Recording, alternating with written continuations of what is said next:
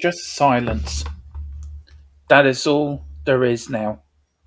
No FA Cup, no league, no trophy.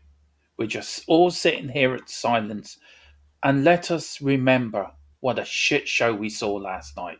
And down the bottom are two players I never ever want to see play for us against us. Sanchez and Dyer, if you are watching, by any God Almighty, that you might be bored.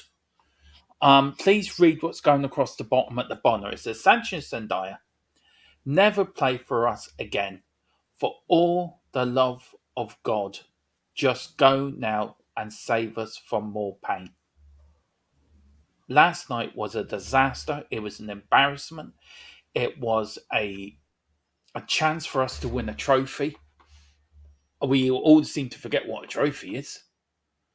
And they couldn't be bothered. It was a Wednesday night, they couldn't be bothered, turned up in the rain. Sheffield United, who are a championship side, wanted it more than us, and they played with our second team. We are a joke. We are a joke of a club. So after we talk a bit about it, we are banning it from this show tonight. We're going back, we're going to look back at our history and show that we were once a football club, which we are now not anymore. You can blame Levy, you can blame Conte, you can blame Stellini. The players last night have to take responsibility for that shit show. And that's what it was, a shit show. 7,000 fans went up there to support Tottenham. Are they going to get their money back? No, they're not. So anyway, let's go for top four. It's a trophy, isn't it? Philip, good evening. How are you, sir? I'm sorry about my rant. I just had to get it out of my system. Look, very quickly before we crack on with the show, to take everyone's minds of it. What were your thoughts after last night? I know you were pretty angry. Yeah, I was. I still am actually, but at least I've calmed down a bit. But I can only see you getting half of what you want. The Eric Dyer looks like he's getting a new contract, regardless of what we all think of him. Sanchez, I think, actually that was his. He signed his own death warrant last night. I mean, falling over him, there wasn't a player within 10 yards of him. That just summed him up. And I'll tell you one thing: there's an ex-Spurs player who's dead 8 years today. Will be absolutely spinning in his grave looking at that last night. That's the late great Dave Mackay. Yeah. Can you imagine Dave Mackay, what he would have to say to that team after the performance last night? And I know they played Lucas Moura up front, and while he wasn't the worst player on the pitch, he's purely, obviously, they played him to put him in the shop window to sell him on in the summer. Whereas Danzuma should have been playing instead of him. Should have been Danzuma at the start of that game. The team selection was poor. The attitude was awful. The application and the passion was zero. I can't think of one player that can come out of that game with any pride. I think Pedro Porro tried his best. He did a couple of good, decent runs. Fraser Foster was badly at fault for the goal. He committed himself to go to the left, and the ball went to the right, and he should have saved it. That goal, I saw it today. Amir, they Saved stood it. and did They nothing. watched. Three of them stood and watched him walk by them. So anyway, listen, it's done now. We can't do anything more about it. I just want to say, did you see Davis' reaction when the Sheffield United players went by him? He went. It was like, oh no, don't touch me. Yeah. Fucking useless article. I think probably I have to say it, and there's a comment coming in about it in the chat here. One of the worst players on the pitch, I'm afraid, was Heung-min Son. Yeah. He was just not at the races. I mean, Harry Kane, all fairness, didn't get a look in when he came on, didn't have a chance to. And all I can say is we normally follow a bad result with a good one, so we've got to get a good one on Sunday or Saturday against Wolves, because that one really, if we go into the AC Milan game on a downer of losing two games that we should be winning, I can't see them raising themselves up for next Wednesday night unless Antonio Conte has some magic potion he's brought back from Italy. Yeah. We'll just have to wait and see what happens. But it's not. Yeah. I said to you this one earlier, Dermot. I saw a tweet today from a Spurs fan in the Ukraine, and this just summed it up. He says, watching Spurs is worse than waiting for the Russian rockets to land. That sums it up. Bless him, he's got a sense of humour. You have to admit, he really has a sense of humour. Mia, very quickly, before we get on with the show and actually try to bring people some joy in supporting Tottenham Hotspur, I'm going through the managers and have a bit of fun tonight and get people's minds off last night's. What are your pre-match thoughts from last night?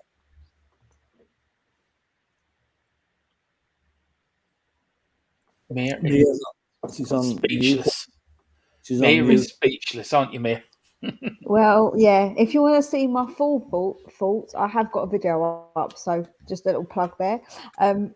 Yeah, I've just Hang on, it's that just took no more than 10 minutes to get that plug, your first plug in. yeah, man, of course.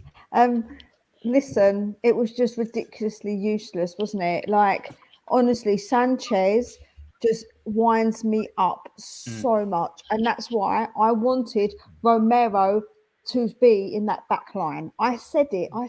Kept saying we need to keep that back line exactly the same because the consistency is better than the not to be consistent. We made too many changes. Mora was one of the best players, but the ball didn't get into the Charlison. It was just absolutely useless. Like I say, absolutely useless. And for the full video, go over to my channel where I rant a bit more. There you go. Do you know, I don't know. Cheap prosperity, do you know, cheap public announcements. Jesus, Mia, what we're going to do with you. But anyway, everyone, we will give Mia's plug a big shout at the end of the show. Should we welcome some people into the chat? We've got Daniela Zito. Hey, Dermot, it was painful last night. The result is not good enough. All I want is you guys want is success at this club because we care. But after yesterday, it's hard to care anymore. Pains me to say it is. It really is, and I'm going to Tottenham on Monday to watch us play AC Milan next Wednesday. I don't feel like going, but I've got to go because I paid for my flight now and my ticket and that. I didn't feel like going last night. I almost cancelled my ticket last night as Yeah, well. you did. Big up Wayne Bono. Good evening, all. Hope everyone is well. I'm pumped for the game on Saturday. Look, I'm as pumped as a turkey looking at Bernard Matthews on Christmas Eve. That's how pumped I am. I'm more pumped about the Formula One starting in Bahrain on the weekend than I am about Tottenham playing Saturday. Really am. And me and Philip will be doing the qualifying and the race this weekend, so that would be a bit of fun. Philip, a novice F1 fan against a massive F1 fan like I am, should be fun. I'll be teaching Philip a few things now. A new sport he'll be watching. Daniela says yesterday was the best chance for our trophy. Winning on Saturday won't give us a chance to win us a trophy. Exactly. Yeah. You don't get trophy for top four, but tonight we're going to show you when we did win trophies. Stephen Thomas, big up Stephen. He says, I'm glad Arthur Rowe is getting talked about because he changed the way we played the pass and move. Yep. He set the standards to how every Tottenham team should play in the future. We've got Wayne Bonner. Got big up Pete Simons, big up Peter. We've got Todd Benson, Son was poor, big up Tom. We've got Turnerpool, Son's just as bad as Sanchez. Yeah. We have Queen Ellie Hoiberg. I hope, Ellie, you're recovering well from your hangover and your throat's better. Big up. Hope you're feeling better. And she goes, Dave Mackay would say you all a bunch of useless wankers. You're not worthy to wear the feckin' shirt. There you go, Ellie. I've put the extra words in there, which I know he would say. And then we've got, who else we got in the chat? Then there's just everybody else just talking to each other. Oh, sorry. We've got, oh, God, Wembley won. Wembley. I'm already getting triggers again. Wembley. Spurs. I had a cup final song. Dave and Jack are on the way to Wembley. I had that. I was writing it this week. I put, Dave's going to Wembley. Jack's knees are going all trembly. That was the start of it. And I was going to do the whole, bring us all into it. Copyright coming in already on that one, though. Well, big up Akron Wembley. It says, evening, boys. What do you think of the rumours that Levy's behind the teams? Oh, sorry. I am somehow listening to myself. Thank you. Levy was behind the team selection for games that he doesn't value as highly as the Premier League or Champions League ties. No, I can't believe that. I don't think any manager would allow the chairman pick the team. No. Todd says, Mayor, you're on a spaceship. Did you forget me and Philip? Mine's. Yeah. Big up. We have, so just quickly, we've got Tizzo Sunfit. Why didn't Spurs go for Toussaint. He was better than yeah. I agree with you. Look, you can't say why, because I agree with you 100%. My We heart offered Hotspur. in for him something. We offered a Yeah. ridiculous price for him. What's up, my homies? Well, we didn't take that game serious. Bite us in the head. Didn't take it serious at all. We've got Mr. EE, big up. He says, THFC till I die. Hey, Dermatron. Come on, you Spurs. Hey, Phil. Come on, you Spurs. Why make all these changes? Why? Exactly. Exactly. And I then, saw well, listen. somebody say today that the reason that Spurs don't take the FA Cup seriously is because the prize money is only 1 million. I know. Shouldn't be worried about the prize money. It's the trophy. We the prize money. Yeah. Big up Ellie. She says, look, we're still in the Champions League. Yeah, we're really brilliant. The only joy about going over is actually meeting you, Ellie, and going to the game and meeting the lads and having time with Dave and having fun with my friends and the mates I've made. That's the only joy thing over there. And meeting Mia as well. Louis Sherman, big up. When I saw the lineup, my heart dropped. It's so hard to accept they won't give the domestic cups a real go. It's baffling. Keep the faith, though, folks. Spurs live on after Levy's gone. Yeah, that's true. Right, shall we crack on? Shall we crack on with the show tonight? Tonight we are going to rate the managers from 1949 to 1991. Now, we're what we're going to do every decade. We're gonna rate the managers out of 10, and then so we're not going to wait to the evening. We're going to rate to every decade. So please get your thoughts on what we're talking about. We're going to give you the managers, where they finished in the leagues, and what they won. And also we're going to throw a little bit of a curveball. We're going to got some news from the UK, and also news from around the world during the 50s, 60s, and also news from Ireland as well. And also the biggest music hits of each decade as well. So we're going to start in the 1950s. Big up for Mia. She's done these thumbnails for me. So thank you very much, Mia, for all the work you've done for them. They're absolutely brilliant. And it gives you a touch, because we're going to start at the very start. We're going to go back to Mr. Arthur Rowe, Tottenham manager between 1949 and 1959. There is his record: 283 games, 135 of them, drawn 59, lost 89, scored 517 goals, conceded 387. So overall record of 58.13% wins. His major honours: a Second Division League Championship 1950, League Division 1 League Champions 1951, and FA Charity Shield in 1951. Philip, Arthur Rowe, where does he rank among the greatest managers in Tottenham's history? Yeah, he's probably a lot higher up than maybe a lot of people give him credit for, because Arthur Rowe took over the club at a very difficult time after the Second World War. It took about 4 years to get the leagues really up and running again. With there was still rationing going on until 1953 in England, and 1949 things started to get back to normal, and Arthur Rowe was given the task to get Tottenham back on track again, get them back into the first division. We were in the second division at that time, and we actually won the second division title in 49-50. And the players that were involved in Arthur Rowe's team, there's some really great Spurs names here: Ted Ditchburn, the goalkeeper, Len Dorman, Bill Nicholson, and Eddie Bailey. And Alf Ramsey arrived from Southampton in 1949.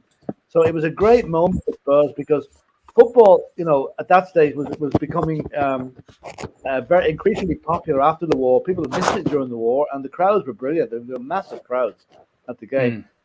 Tottenham actually got promoted in 1949-50, and the following season shocked everybody by winning the league title.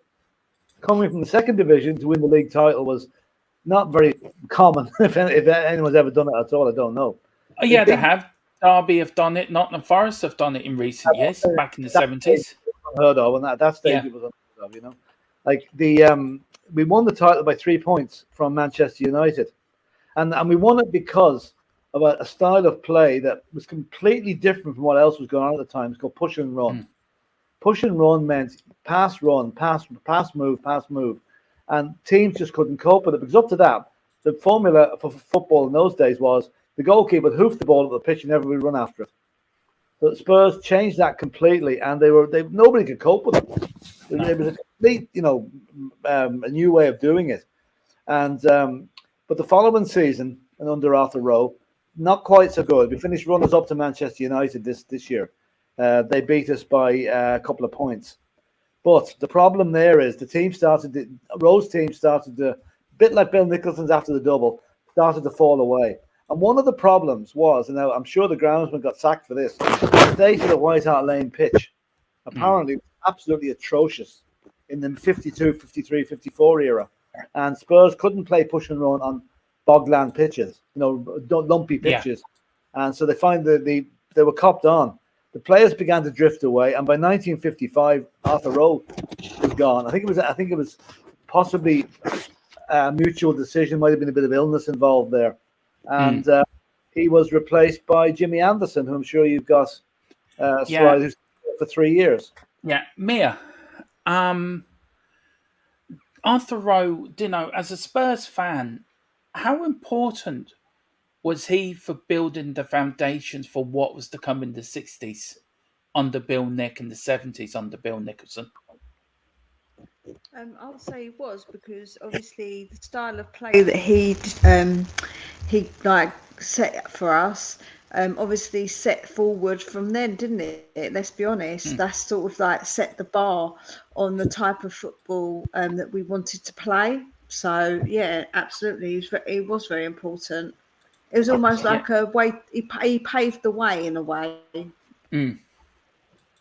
I mean, look, I'll start with you, Mia, then I'll go to you, Philip. But, where's that noise coming from? I've nothing on. Mia, with the likes of him bringing in like Bill Nicholson, Sir Ralph Ramsey, who went on to manage England World Cup winning team in '66. Did he leave more of a lasting legacy than he's given credit for at Tottenham? For the players he had, for the players that went on to achieve really great success as managers in their own right. Yeah, no, absolutely. I think people don't probably give credit.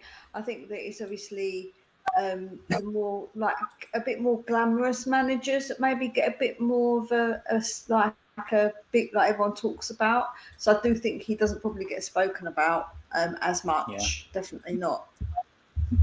It's actually a very good. Looked it up on YouTube. There's an interview with Rowe, which was done I think in the 60s or 70s on YouTube, and when he talks about his time at Tottenham, it's well worth checking out. Yeah, Philip. Look, we all know Arthur Rowe was the laid foundations for what Bill Nick did in the 60s and the late 70s. Do you feel, as I said to me, do you feel he doesn't get enough recognition for what he done at Tottenham? Because he took a team that was struggling, took them to a second division championship, and then won the first division championship the following year. I mean, he's the first manager in our history to win a league championship. Shouldn't you be given more credit where Bill Nick, he won more? Yeah, he's rightly Bill Nick's renowned as our greatest manager, but Arthur Rowe seems to be forgotten a little bit. Well, you see, the reason being, Arthur Rowe left Tottenham nearly 70 years ago, right? Think about it, 70 years ago, 68 years ago.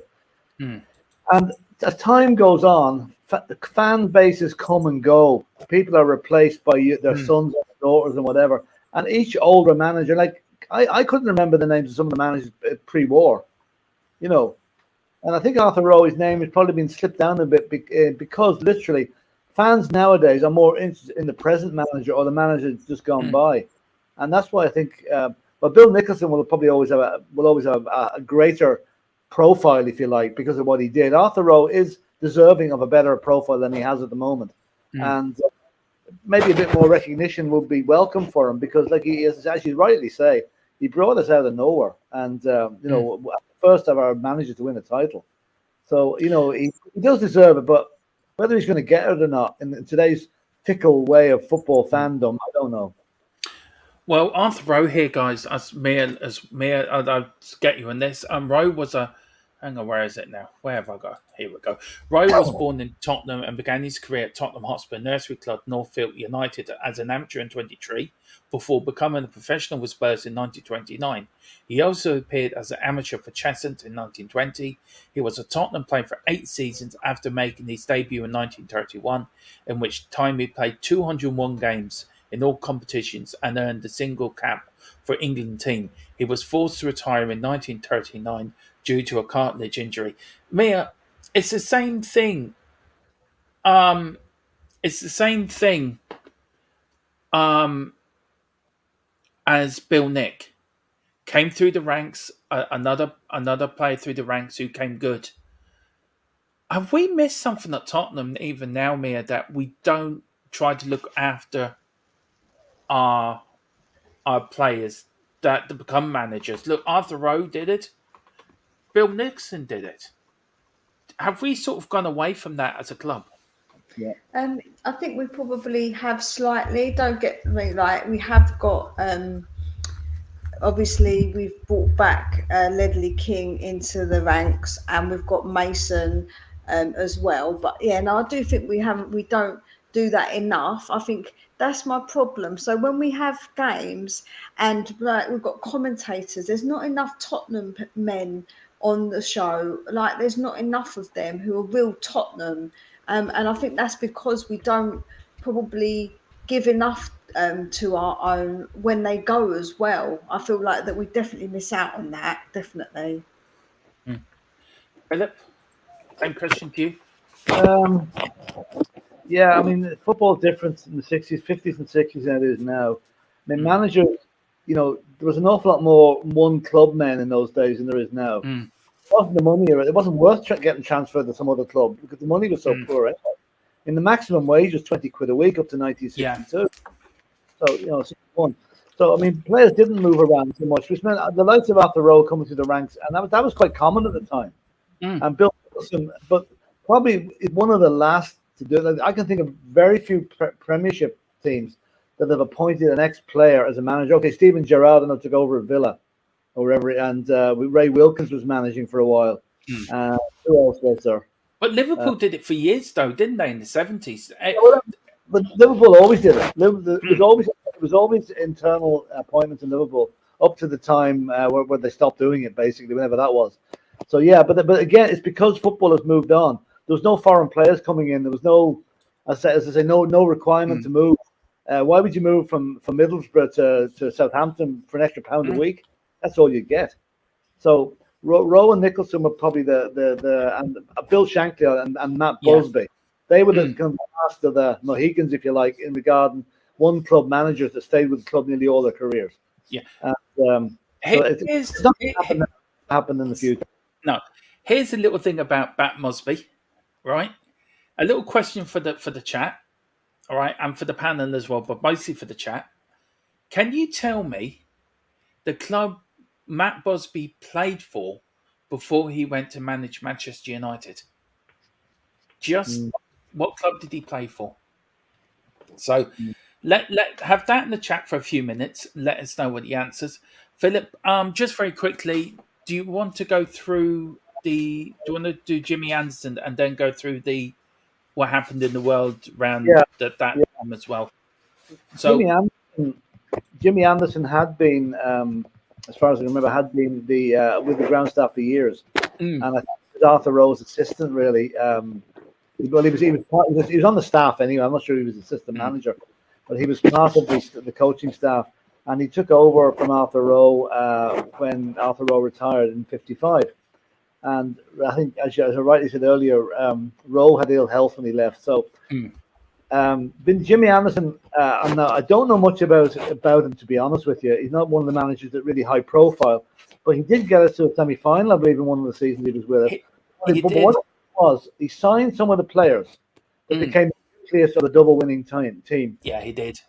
Danny Blanchflower was already at the club, but he signed Chris Jones, he signed Terry Dyson, he signed Bobby Smith, and he signed Morris Norman, who died recently. So that was the nucleus. So if Jimmy Anderson deserves good credit for kind of building up half the team that Bill Nicholson took over from in 1958 and moved on to the title 3 years later. Mm. So he was. I think again he's another guy that I think may have retired under ill health, as far as I know. I think that's why he left in mid-season in 1958. Yeah, I mean, yeah, Mir here, look, if you look at his record, 153 games in charge, 72 wins, 32 draws, 49 defeats, and again, 311 goals for and 205 against. As Philip said, he took us to a semi-final. Um, he'd been a lifelong member of the ground staff at Tottenham Hotspur. He first joined the club in 1908 as a staff boy. Failed to make the grade as a player, then worked in various positions at the club, including part of the training and coaching staff. He took over as manager when he was 62 from Arthur Rowe, who retired in 18th of April 55. In fact, during the latter period of Rowe's reign, he had been appointed as acting manager due to Arthur Rowe's ill health. Mia, do you know this is Jimmy Anderson's very forgotten in Tottenham folklore and Tottenham history. Do you think he should get credit for putting together with Arthur Rowe the nucleus, as Philip said, for the 61 double side? Yeah, I think it comes down to what ones are most spoken about, and I think that he probably just isn't really spoken about. And like Philip said, they get a little bit lost and a bit forgotten, don't they? These managers. So I think that's probably what has happened with people because they go to the more well known, the well spoken about ones. So yeah, he probably was not given credit as much as he should have, definitely. Yeah, Ted Benson's got it right. Philip, Mir, do you want to have a stab of it? Who did Matt Busby play for before he went on to manage Manchester United? See the answer. I'll give you a clue. It's their arch rivals. Yeah, he just answered. It's Liverpool. No, it's Manchester City. He played for City as well, and he did for Liverpool too. He did both. He won an FA Cup for Manchester City.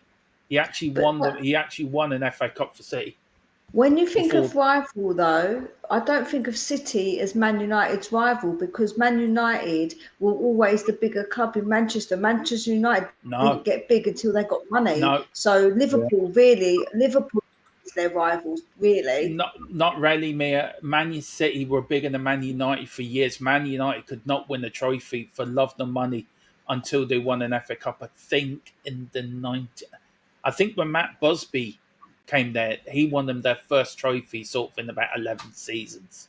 Yeah, but so then in recent years, though, Liverpool were really the rivals, not Man City. Yeah. It's only Letty had come in to be able to come up the thing.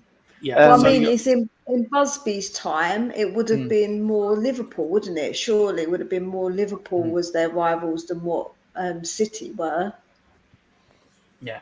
So anyway, Jimmy Anderson, this expectation but considerable pressure on Jimmy, who was already in his mid-60s, was also suffering ill health by then, and added to this a very popular falling out with his captain, Danny Blanchflower, who had not always seen eye to eye with each other, led to his retirement on the 11th of October 1958. In truth, many associated with the club saw Anderson as a stopgap manager to give Bill Nick, who was always been seen as Rowe's chosen successor, time to progress from player to manager. Indeed, during most of the time Anderson was manager, Nicholson had been developing his skills in his captaincy of first-team coach, and in many people's eyes was a main influence for both on and off the pitch.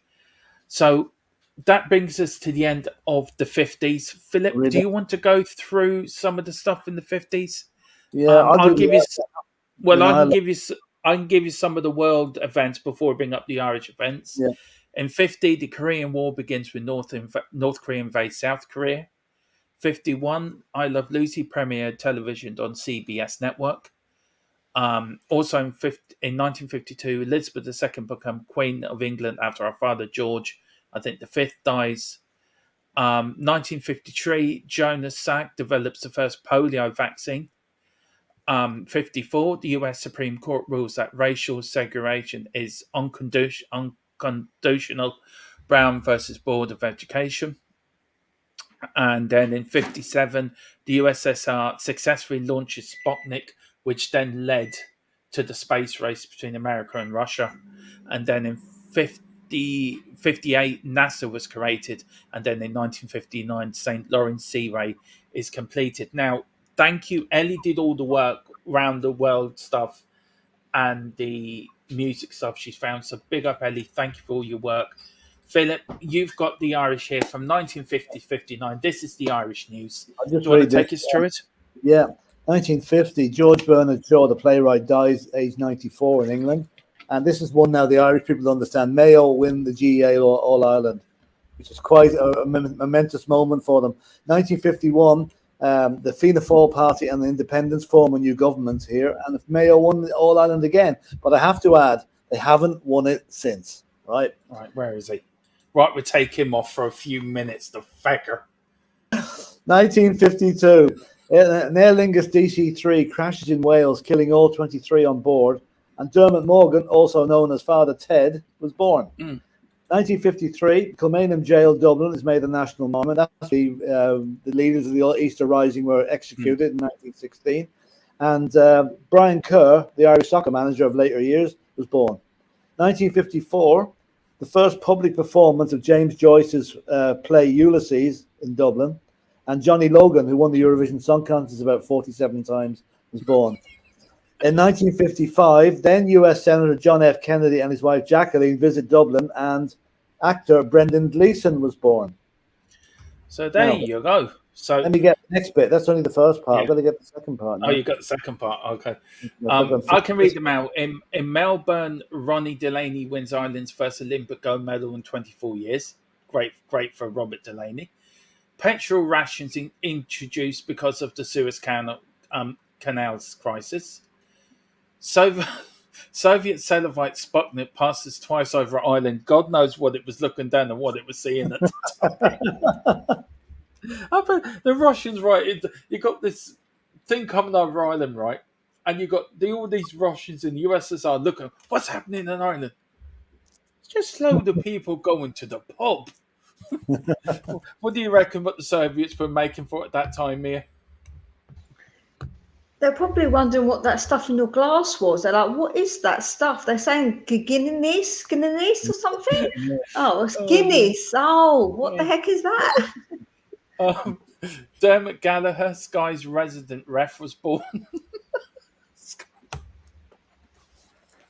Yeah, I didn't know he was Irish, actually. Neither did I. Pan Am Boeing 707 becomes the first jetliner to arrive in Europe at Shannon Airport.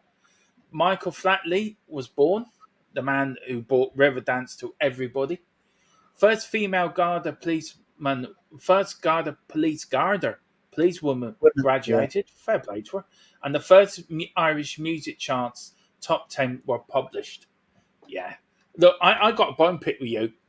Mayo is going to win it this year, Mr. Brady, down below. I hope they do. I'm living in the west of Ireland. I hope they do.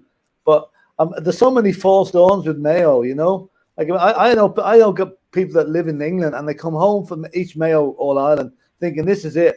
And they go back the following day with a tail between their legs, and it's sad, you know? It's sad. Yeah. But anyway, we're now going to flash our way into the 60s. I love this one, Mia. You've done a really good job on this one, I have to say. Yeah, it's one of my favourites, I've got to be honest. Can I just ask a question, Mia? What the hell is that picture up in the corner with Tottenham with the A on it? It looks a bit the other way, if you know what I mean. Oh. Have a look. I looked it up and that's what I got, so I don't know. It's a trade secret, though. Don't ask questions like that. Okay, Yeah. All right, take that off very quickly. Now we're going to the main man himself. Where is he? There we go. Mr. Bill Nicholson, 1958 to 1974. Look at all them trophies, guys. 2 League Cups, 3 FA Cups, a League Championship, a Cup Winners' Cup, and a UEFA Cup. Yeah, that was it. That's something. No, and also, like, people think he was just manager for 16 years. He played for the club from 1938 to 1955. So he had 17 years as a player and a coach. if you like, and another 16 years as manager. Unbelievable. It is. I mean, Mia, what does Bill Nick mean to you? Sorry, I nearly dropped my laptop. Of course, he's Is just. that the shock of seeing all them trophies? I know I haven't seen anything like it in my lifetime. Let's be honest, I haven't. I've seen a couple of trophies in my lifetime. That's it. Yeah, obviously he's a massive deal. He's someone that we all remember really fondly. He's part of the history of winning all those trophies. So obviously he's someone who's really special. So I think to everybody who supports Tottenham, let's be honest, he's the one who got us all those wonderful trophies that we look at when we go to our stadium. And we go and look in the trophy cabinet because we haven't seen any recent ones. So you get to look at those ones. We do. Well, this is his record. He played 667 games as manager. He won 306 of them, 164 draws, 197 defeats, and 1,208 goals scored, and 922 conceded. Now, this is just his league record. 45.88% win ratio. Then quickly, as you can see now, his first season in charge, he finished third. And then 60-61. First, second, and then first, third, second, fourth, and 64-65. 6, 8, third, seventh. Again, not finishing any below seventh. He finished sixth in 69, then into the 70s, 11th, third in 70-71, a year we should have won the league, to be fair. And then he finished then his last league season with us when he resigned, Philip. He finished 11th. Now, this is his FA Cup record. Just one thing, if I could just say there, one slight clarification on that. He took over during a season. It wasn't technically his first season. That's his first game. We beat Everton 10-4, but in 58-59, we finished 18th. I'm lucky enough to get relegated, to be honest with you. But his next season was the first full season. Yeah. Sorry, I've just sorted that out, by the way. But look, Mia, you look at his FA Cup record, it's quite impressive, isn't it? Round 5 is a bit speechless. Yeah, that is because obviously we used to be known for that, for winning the FA Cup. That was our cup up until it got demolished. That obviously, but that was our cup, and he made that so with the amount of cups that he won us. Like well, we haven't seen anything like that in our recent past. You can't deny that is a lot of trophies and a lot of FA Cups. Look, for me, guys, Bill Nicholson is the spirit. Tottenham Hotspur is Tottenham Hotspur. This is his League Cup record because the League Cup didn't come into the late 60s. I mean, apart from 68 when we went out the second round, I'll start with you, Mia, and then I bring you in, Philip. I mean, that record there, Mia, semi-finals 1970, winners in 71, semi-finals again in 72, and winners in 73. I mean, that man had the golden touch, didn't he? Yeah, he definitely did. He definitely had the, is it the Myers touch, is it called? Yeah. That's definitely what he had, 100% with cups. And him, he just, he was just mad, isn't it? To think how one manager can win you so many cups when we haven't seen that for such a long time, with one manager winning one cup, let alone all the cups that he did win. He was obviously just a fantastic guy, a fantastic manager. And what can I say? All those pretty cups. I know. And then, of course, in Europe, Philip, semi-finals in the European Cup in 61, 62, winners of the Cup winners. Huh? You were robbed in that game.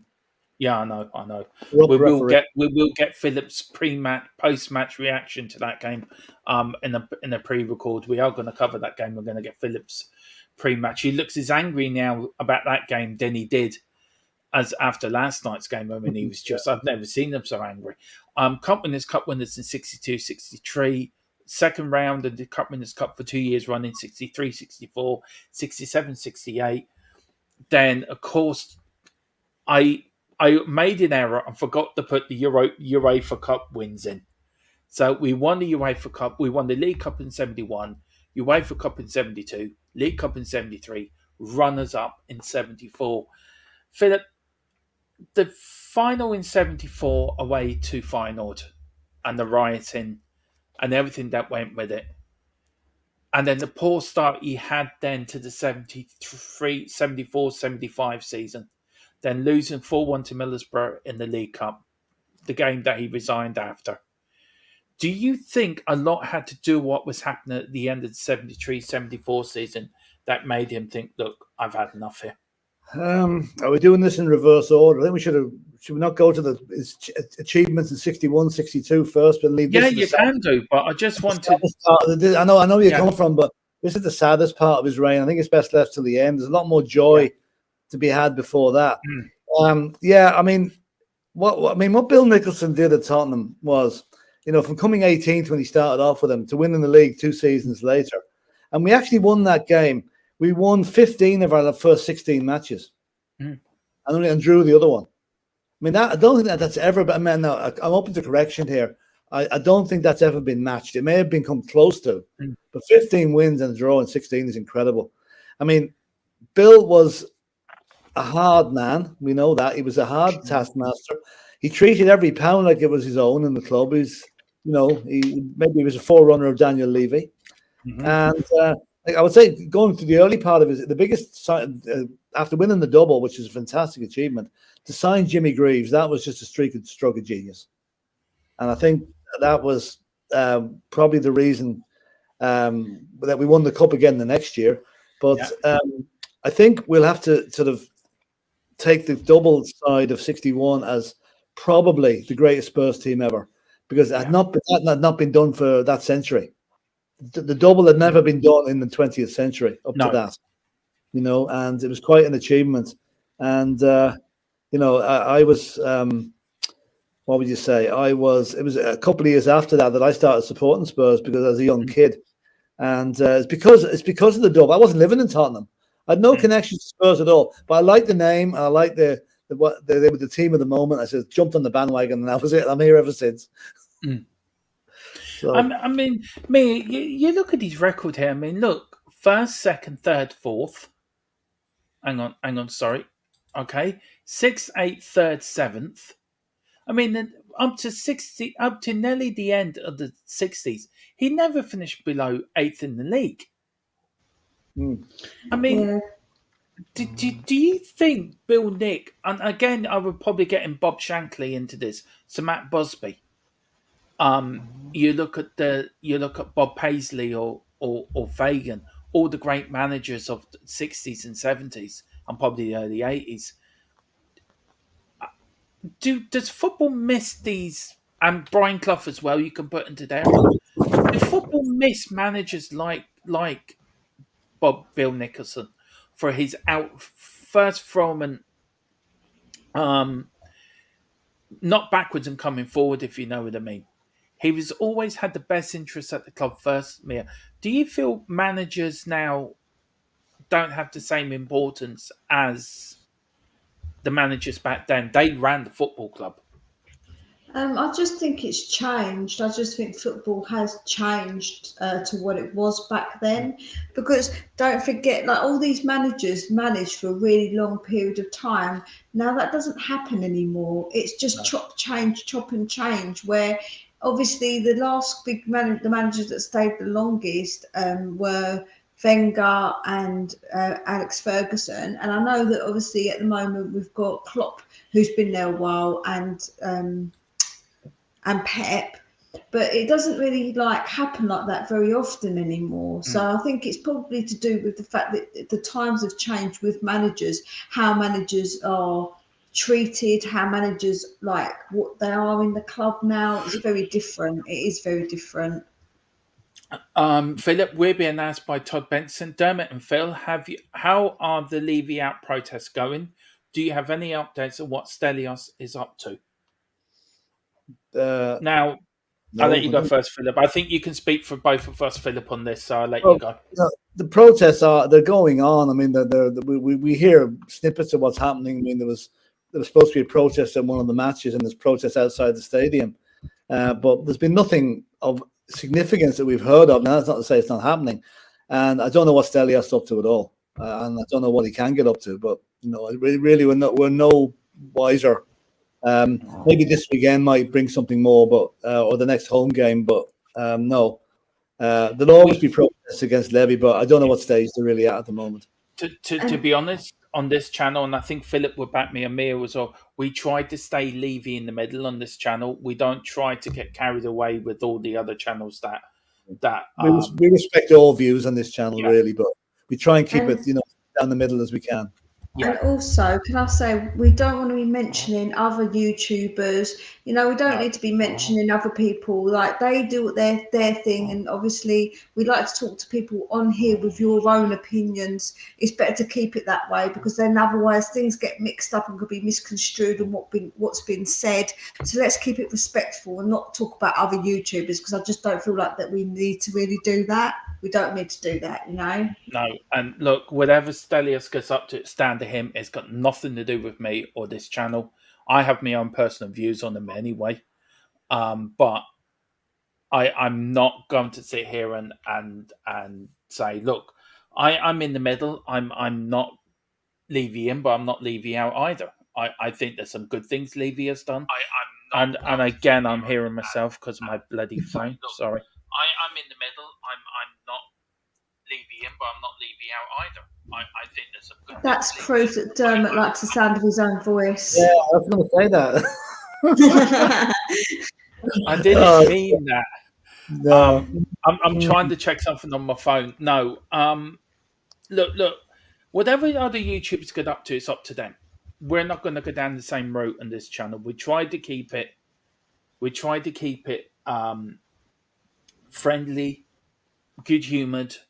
We tried to do what we can to lift the spirits of Spurs fans after bad games like we did last night. That's why we're doing this tonight. We're good-humoured. Oh, for God's sake! I'm going to turn my fucking phone. Look, just Philip, take over for a minute. Okay, right. We'll go back onto the Spurs thing again. Right, we've dealt with the league title and the cup winner in 1961, and followed it up with a cup win in '62. We didn't quite defend the title. I think we came third. I don't remember, second or third anyway. And Bill Nicholson, as I said earlier, Bill Nicholson signed probably one of the best signings in the history of the club, if not the best signing, when he signed Jimmy Greaves. Now, he was cute. At that stage, the transfer record, the 100,000 transfer fee had never, ever, ever been broken. So Bill Nicholson didn't want the burden of Jimmy Greaves being the first £100,000 player.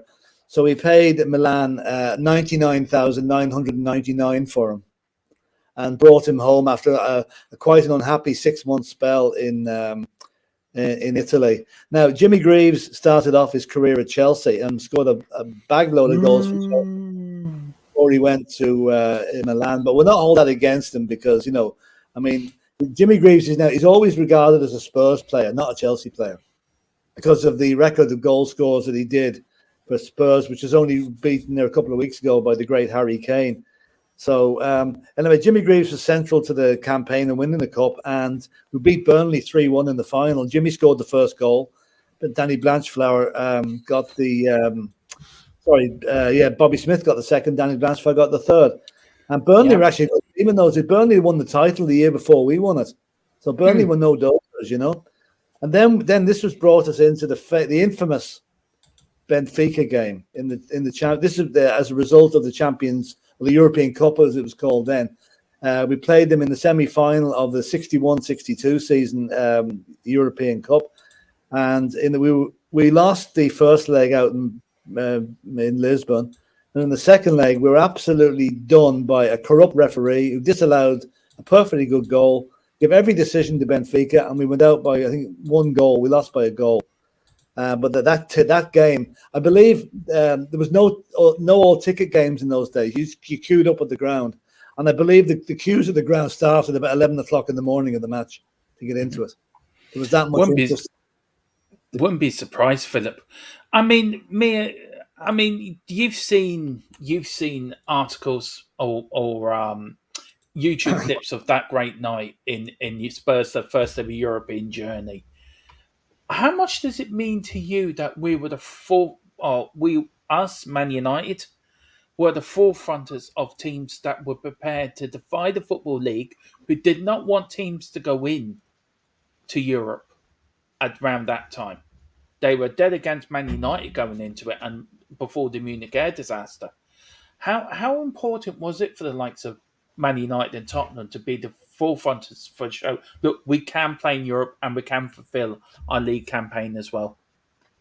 Well, again, we kind of led the way, didn't we, us and Man United, by doing that, because it led the path for other teams, you know. So I think that people don't probably, again, put that as in much significance because it hasn't got, you know, because it's not Champions League or Europa League. That's the new thing, but that is the equivalent to that. So it's the equivalent what we did win. So we've won a European trophy. Again, when people say about trophies, they don't know about Tottenham's history and they don't even know that we actually did win a European trophy. So yeah, it's something that people don't really kind of take into account, that we actually did and what we won, and paved the way, in a way, like I say, for other teams to go into Europe.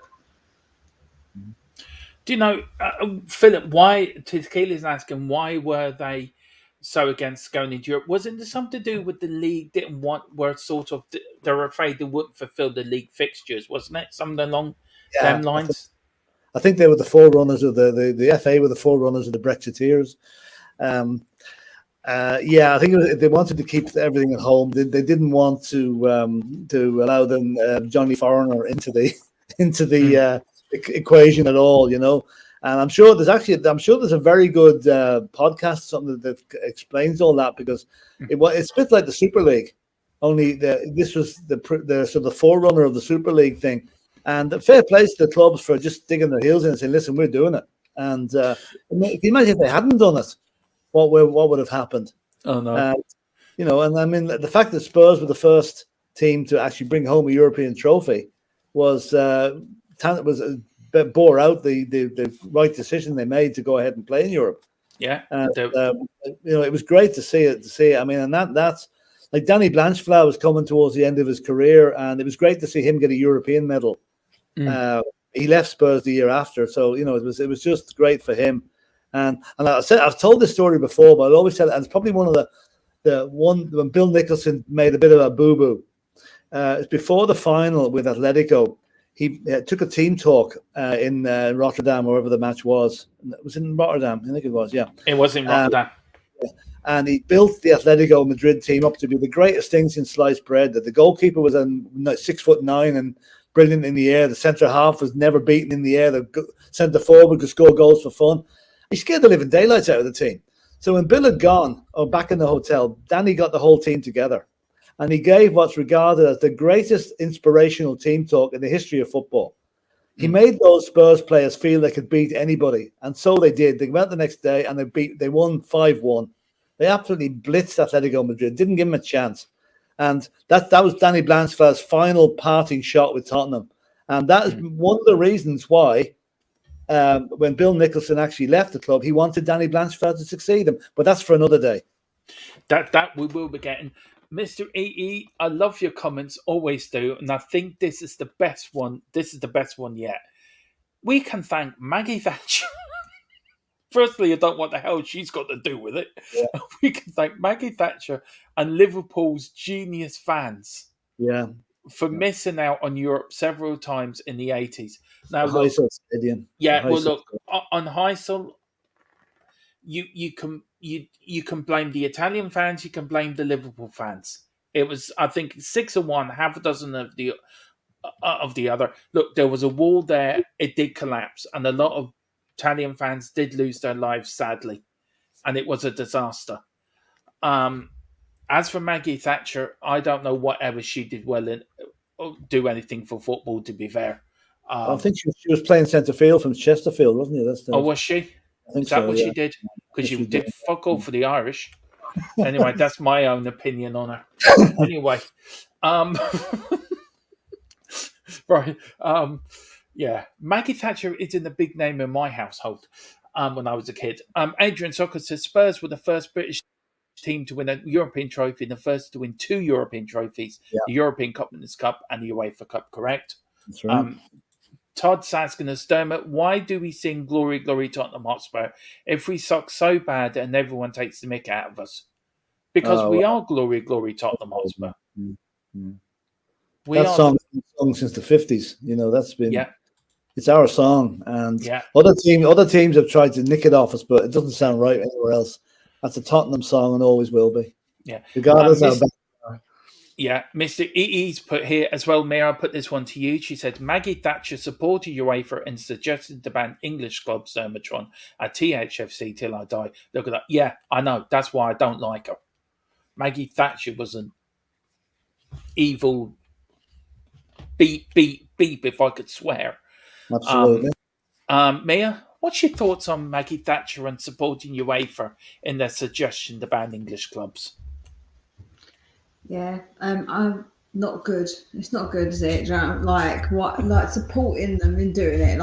Yeah, not many words really. I'm trying to be polite, so Yeah, Can I tell you a good joke about Maggie Thatcher? She was yeah. having she was having a cabinet meeting one time, and in a hotel, and they come down to take the orders for the dinner. And the waiter asked Maggie Thatcher what she'd like for a dinner. I would like a T-bone steak, please, nearly raw. Mm. Oh, very good. And what about the vegetables? They'll have the same as me.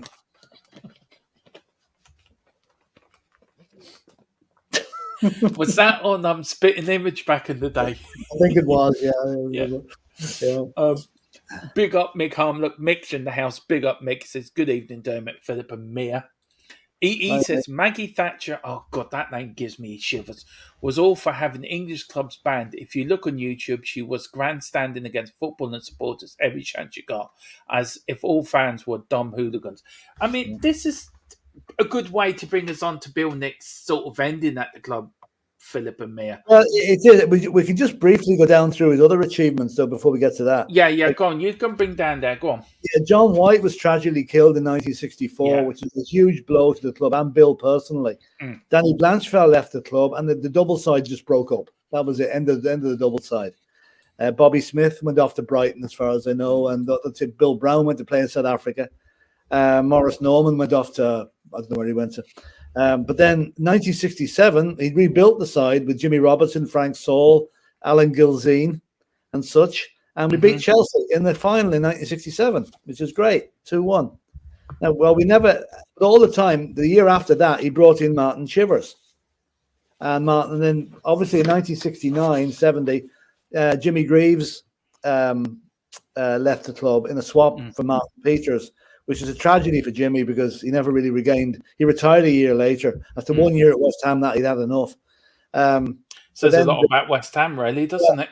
But another thing that Bill Nicholson did, which was great, he brought through a young Steve Perryman into the side, who was a fixture in the club until 1986 or more, or thereabouts, or 96, 86. 86. So 86, yeah.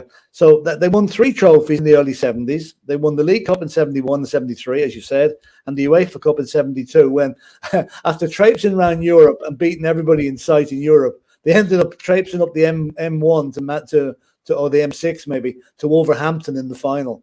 And apparently that the irony wasn't lost on a lot of the players. You know, what we doing up bloody Wolverhampton on the Wednesday night, you know? But that was the end of the success years. And then we came up to 1974, and I'll let Dermot take over this because this was a sad chapter in the club's history. I just want to say big up to Ben Kaufman, who's in the house, still fuming after travelling all the way to Sheffield in the cold and getting served up that total crap. At least there was plenty of Guinness. Exactly. You can never beat Guinness.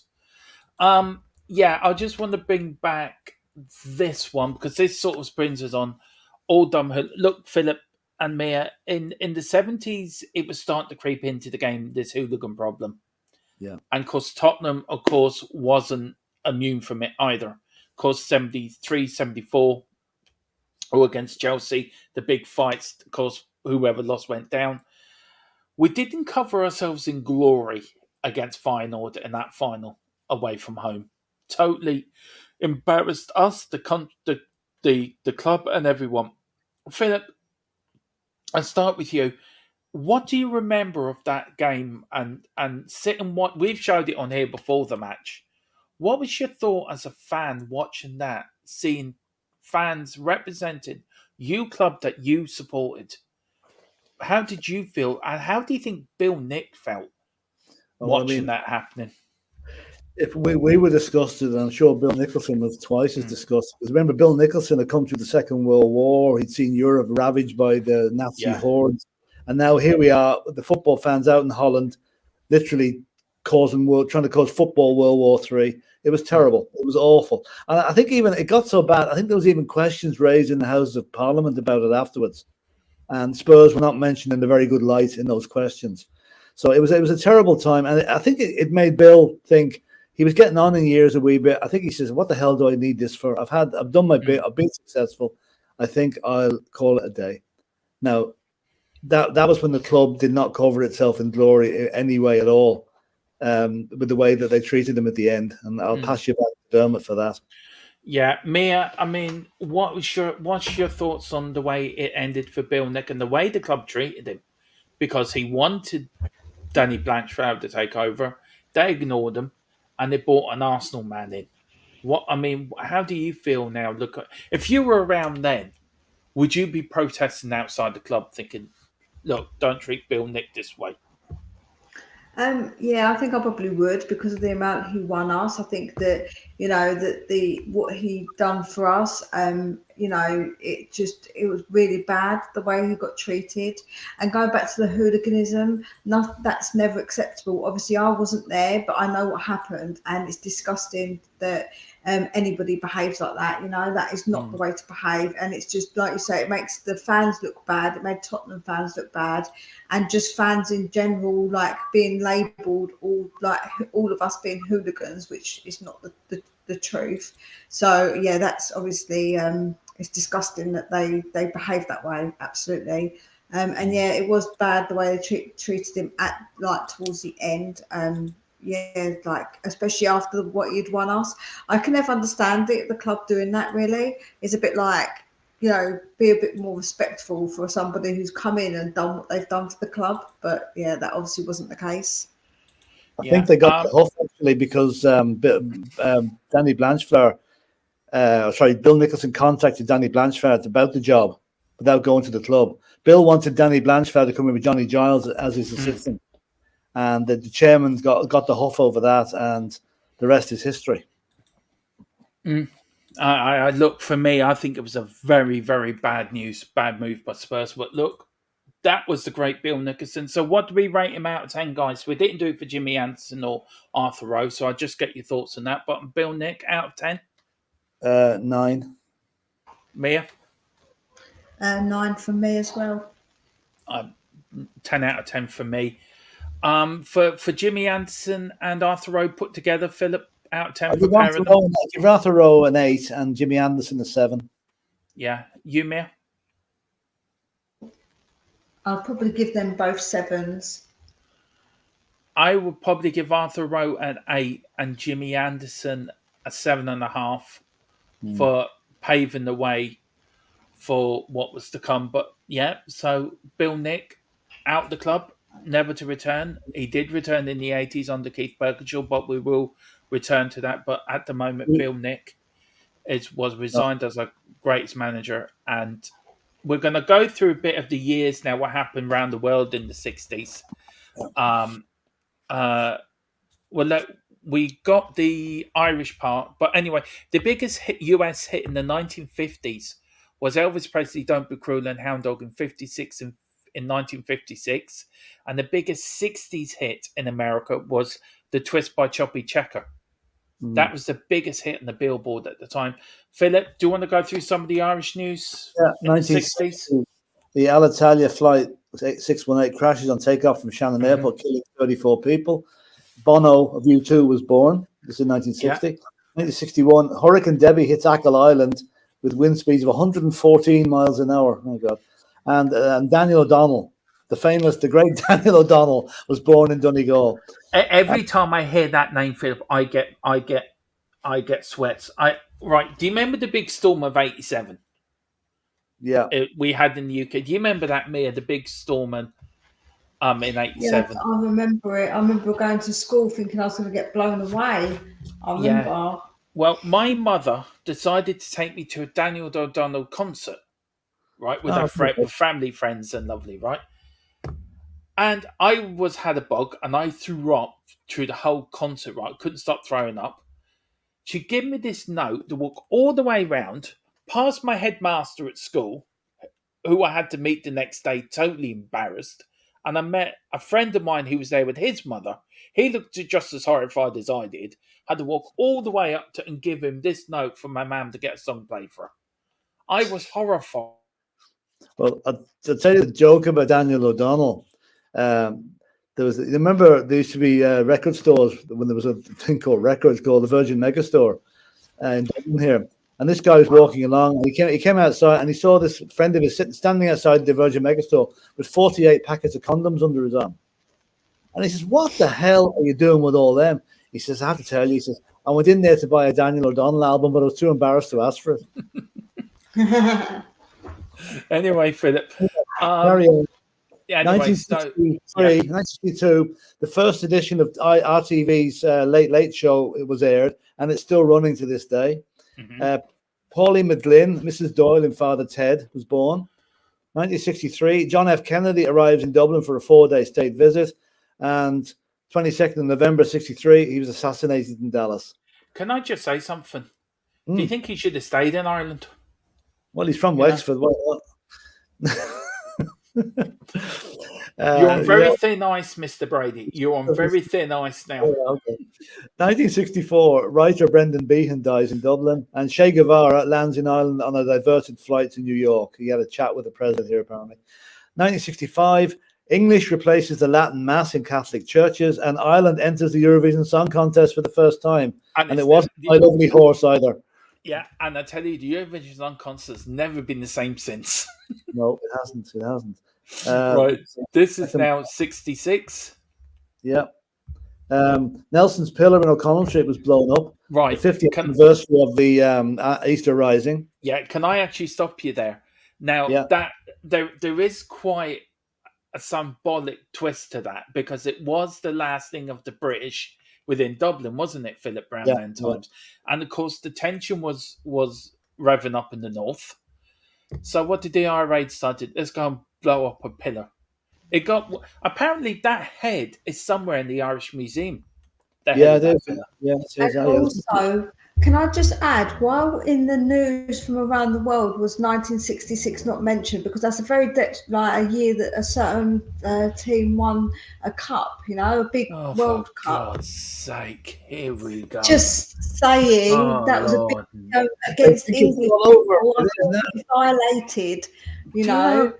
You won 1 World Cup. Wow, Brazil have won 5. Listen, I'm just saying you didn't mention it in your roundup of the world. So I'm just saying. We haven't done the world for 60s yet, Mia, so you may have it in there, No, well, Mia's just read the world for the 60s. Oh, actually, all right, okay. Sorry, I haven't seen them. Anyway, carry on. 1967. Sinead O'Connor was born in 1966 as well. Farmers' Roadblock causes chaos nationwide in Ireland. Poet Patrick Kavanagh dies in Monaghan. 68. An Aer Lingus Viscount crashes near Tusker Rock, killing all 57. And the start of the civil rights problems in the north. Police in Derry baton charge civil rights march. 1969. First British troops arrive in Northern Ireland, and Penny Stroke Primark was founded. Yeah, can I just say about you keep mentioning plane crashes, Philip? Yeah, I just fascinated with plane crashes, Yeah, I'm flying on fucking Aer Lingus Monday morning. Thank you very much. You're all right. I'm flying Ryanair on Wednesday. You're all right. Ryanair usually land quite close to the runway, but not all the time. I'll be on the tracker here now, yeah, Philip. I've been watching the flight of where's Dermot's planes have crashed yet. No, I can imagine just Dermot coming in on his chair still and it's scraping along the runway. You two are feckers. Honest to God, I tell you, I've forgotten about last night's results, and I hope this is making everybody else. You're a nervous traveller, Dermot. Huh? It wouldn't do if you're a nervous traveller. I love flying. I hate flying. Anyway, I love flying. I have to have a couple of vodkas before I get on the plane. All right. Right, we're going then. Bill Nick left. We tried to get Danny Blanchard. That didn't go well. Philip, who did we bring in to replace the great Bill Nixon? We brought Did in we hang on? Did we bring in Brian Clough? Did we No. try to bring in Bob Paisley? Somebody, Matt Busby, somebody big. No. Who did we bring in? We brought Fucking in Terry Neal. We brought in a gobshite from Arsenal. Yeah. You know?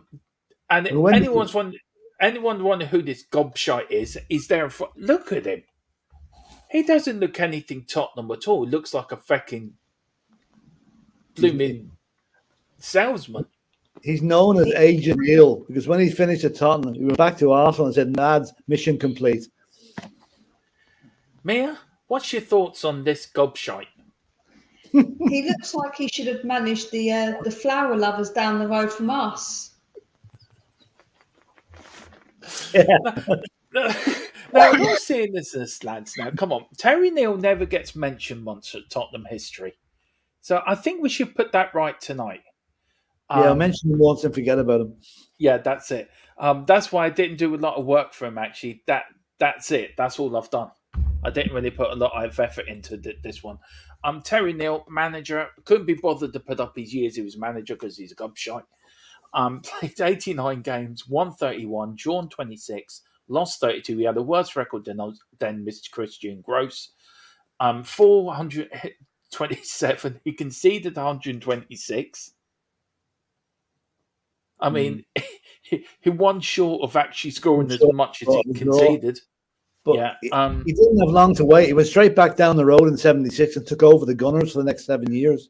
So this is his record. He was 74 to 76. He finished 19th and 9th in the league respectively.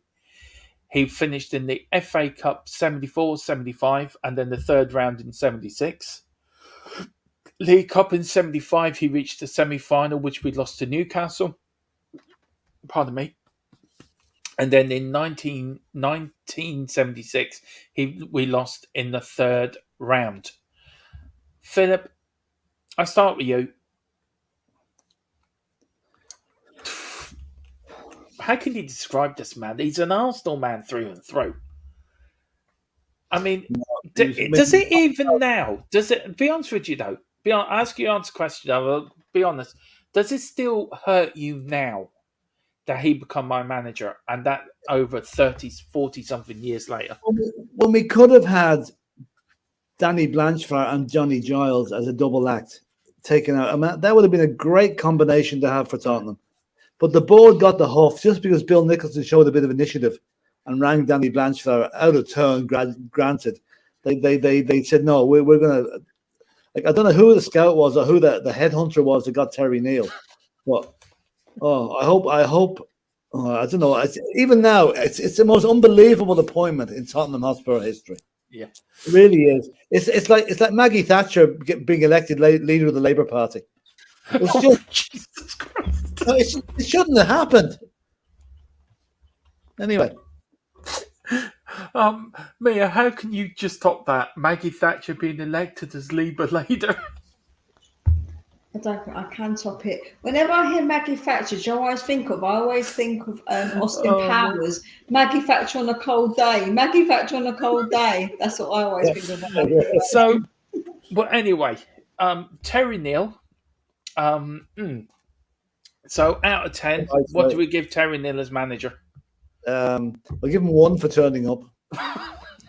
I give him -5 for being a scumbag. I don't know what. I'm going to give him -5 as well for getting a gobshite. So there you go. Terry Neal, ladies and gentlemen, an absolute arse. That's how much as we think about Terry Neal. Then it came in then, guys. Where we go? Mr. Birkinshaw years. Yeah, and just let me get Mr. Birkinshaw. Here he is.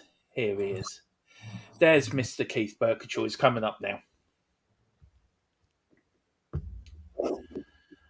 And he was brought in. He was coach at Newcastle, Philip. There he is with the UEFA Cup in hand in '84. His trophy haul at Tottenham between '76 and '84. 2 FA Cups and a UEFA Cup. Yeah. he was manager for 376 games, 331 wins, 95 draws, 110 defeats, 497 goals scored, 475 against, a 38.9% win rate, 76-77, got relegated in his first season, got promoted then in his second, then 80-81 finished 10th, 4th, and then 80-81 10th, 81-82 4th, 82-83 4th, and then 83-84 he finished 8th. His FA Cup record is won it twice, 8-1, 8-2, 2 6-round games, and then knocked out twice in the third round and once in the fourth and the fifth. His League Cup record, League Cup third round, second 77. He never went beyond the fifth round until 1982 when they got to the final and lost to Liverpool, where they were 1-0 up, and Liverpool equalised in the last minute and lost 3-1. And his European record of he's played 95 games in Europe, managed 95, won 51, drawn 23, lost 21, scored 155 goals. They conceded 90, a 53.68% win rate, 81-82 semi-final against Barcelona, which they lost away in the new camp, and of course then round 2 of the 82-83 season, but won the UEFA Cup in 83-84 in his very last game in charge. Mia, I'm going to start with you, if that's okay, Philip.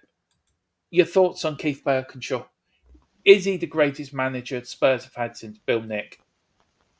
Yeah, definitely. With obviously his record again with what he won, and just to say, he won the FA Cup in the best year ever. 82 was the year I was born. Just saying, best year ever. Always going to be the best one. Won an FA Cup and got to the final of the cup, and then obviously, definitely a great year for everyone involved. Philip, the Birkinshaw years. Yeah, I give the club great credit. Keith Birkinshaw came into Tottenham and promptly got us relegated in our first season. Now, in the present climate, that would have been enough to get his P45 and bye-bye, Keith, thanks very much. They stuck with him because they could see something in us, you know. And he absolutely came, got them back up. Now, we just scraped it coming back up. For the first half season of that one season in Division 2, we were drawing in huge crowds. We're the biggest team ever to be in that division for years. We're getting huge crowds. We're winning games all around us. And then about 2/3 of the way through the season, we hit the wall. We couldn't win a thing. We were dropping points. We got a 3-3 draw at Mansfield, which, think about it, 3-3 at Mansfield. That point probably kept us in the running to get up. And on the last day of the season, I tell a lie. I'll tell you a quick story about this. I was in England with my fiance at that stage. For the game against Hull, the second last game of the season in the second division season. And Billy Bremner was playing for Hull that night. It was nearly the end of his career. But Spurs got, I think, 22 corners in that match, right? Yeah. The goalkeeper had the game of his life. It was 0-0, 85 minutes gone. Corner comes across. I think it was Chris Jones blatantly pushed the goalie out of the way. Ref didn't see it. Steve Perryman scored the goal, or vice versa. I can never quite remember that.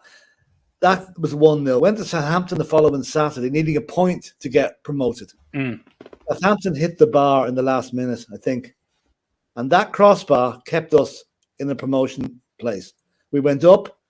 We got Ozzy Ardiles and Ricky Villa, and the rest is history. But if that ball had gone in, God knows when we would have got out of Division 2, and the whole history of Spurs could have been totally, totally different. But fair dues for sticking with Keith, because we all know what he did when he got hold of Ozzy Ardiles. I mean, that was the coup of the century at that stage. It was. And Philip, we get to the end of the 70s. So do you want to quickly do the 70s stuff? Yeah. And then I just want to bring up, where's the thing? Right, we should have, this is the 70s now we've gone into. Right. So we're going to end up, so I let you. All right. Do you want me to do the world news and then I'll bring up the Irish news? Yeah, do the world news. Yeah, go on. Yeah. 71. Prior to 71, the British currency could be a little confusing for anyone born outside the UK. Look, the UK confuses me even now, so don't worry about it. Each pound was about 240 pence or pennies. Each penny could be broken down into farthings or halfpennies. That is confusing. Pence could be 2 pence, 3 pence, groats, 6 pence, and a shilling equal 12 pence.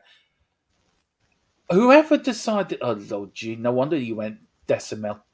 But I'd come decimal day in February the 15th, 71, Britain switched to the 100 pence, equaling £1, left halfpenny and 2 pence coins in circulation until 1984. So that was when Britain sort of joined the 21st century. And Joe, a little quick fact. I know it's the 80s, but actually 82 was the year that they bought the pound coin, because before that it was the pound note. So the year I was born was the year that they bought the pound coin in. It was a big year all around, wasn't it? Yeah, good year. It was a good year all around. Now, this for me is a very sore subject, and I'm still very angry about this. And I know Philip will be with me as well on this. This is a very, very sore subject with Irish people. Philip would tell you about what happened in Dublin during this time as well, because a lot happened in Dublin.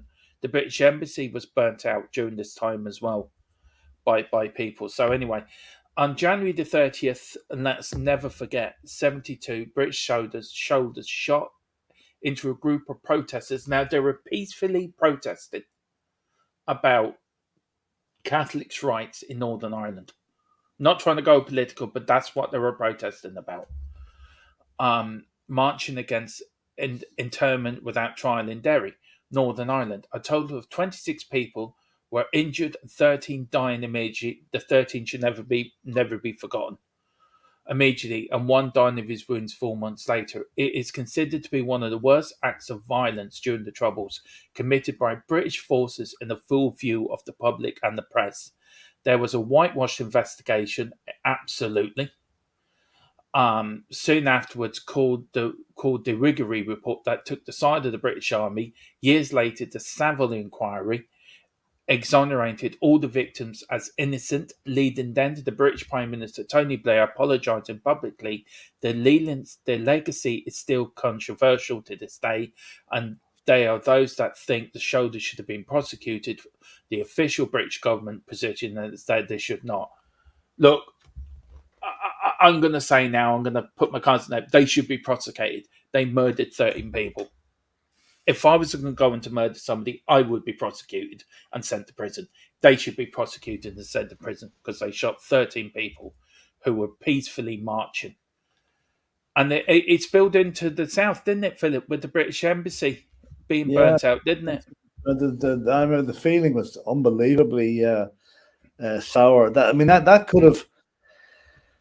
Well, I mean, it could have caused a breakdown in Anglo-Irish relations completely, and it almost did, because the paratroopers became absolutely loathed. And okay, they were loved by one side of the community up there, felt they were there to protect them, but the Catholics absolutely detested them, And there's still an awful lot of bad blood in Derry about that. It's I've been in Derry quite a lot now, and I've seen some of the things that's still simmering there, if you like, But the fact that recently a British soldier was brought to justice for shooting a guy accidentally in Auchnancloy in 1986.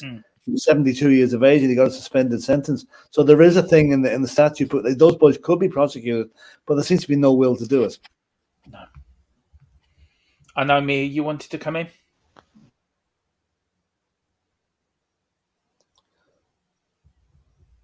No? Okay.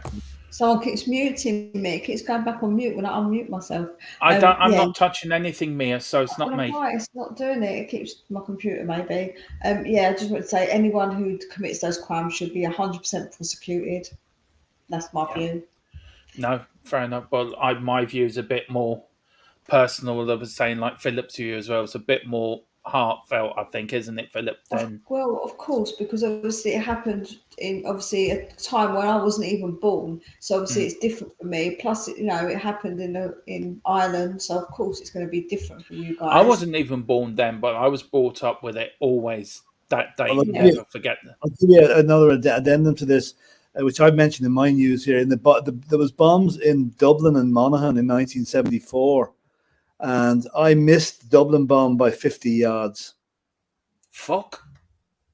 I just driven by it, and I heard the bang, and I thought there was demolition work going on in the area. They were knocking down flats, and I was actually had no radio in the car, obviously, or nothing, and didn't know what was going on. But it was my first car. I was only after buying it, and I got home that night, and my mother came rushing out. Thought she knew I was coming down from Dublin. And I didn't know a thing about it till I got home, but I literally found out later. The bomb went off at 5:20. I went by the junction a minute before that. Fucking hell. Yeah. No, I don't talk about that much, but just that brings it out there now. So just shows you, if I'd have been delayed by another couple of minutes, I could have got caught up in it. Fuck. It's yeah. That is. I mean, I was working up in London when 7/7 went off. Yeah. And I normally take the tube that morning to Finsbury Park. Well, I decided to take the tube to the Arsenal tube station and get off there and walk into work that way. But that morning, I decided to walk to work that morning. And I wasn't in work no more than an hour. And then the bombs start going off all around, the trains started hitting each other. And oh, no, shocking.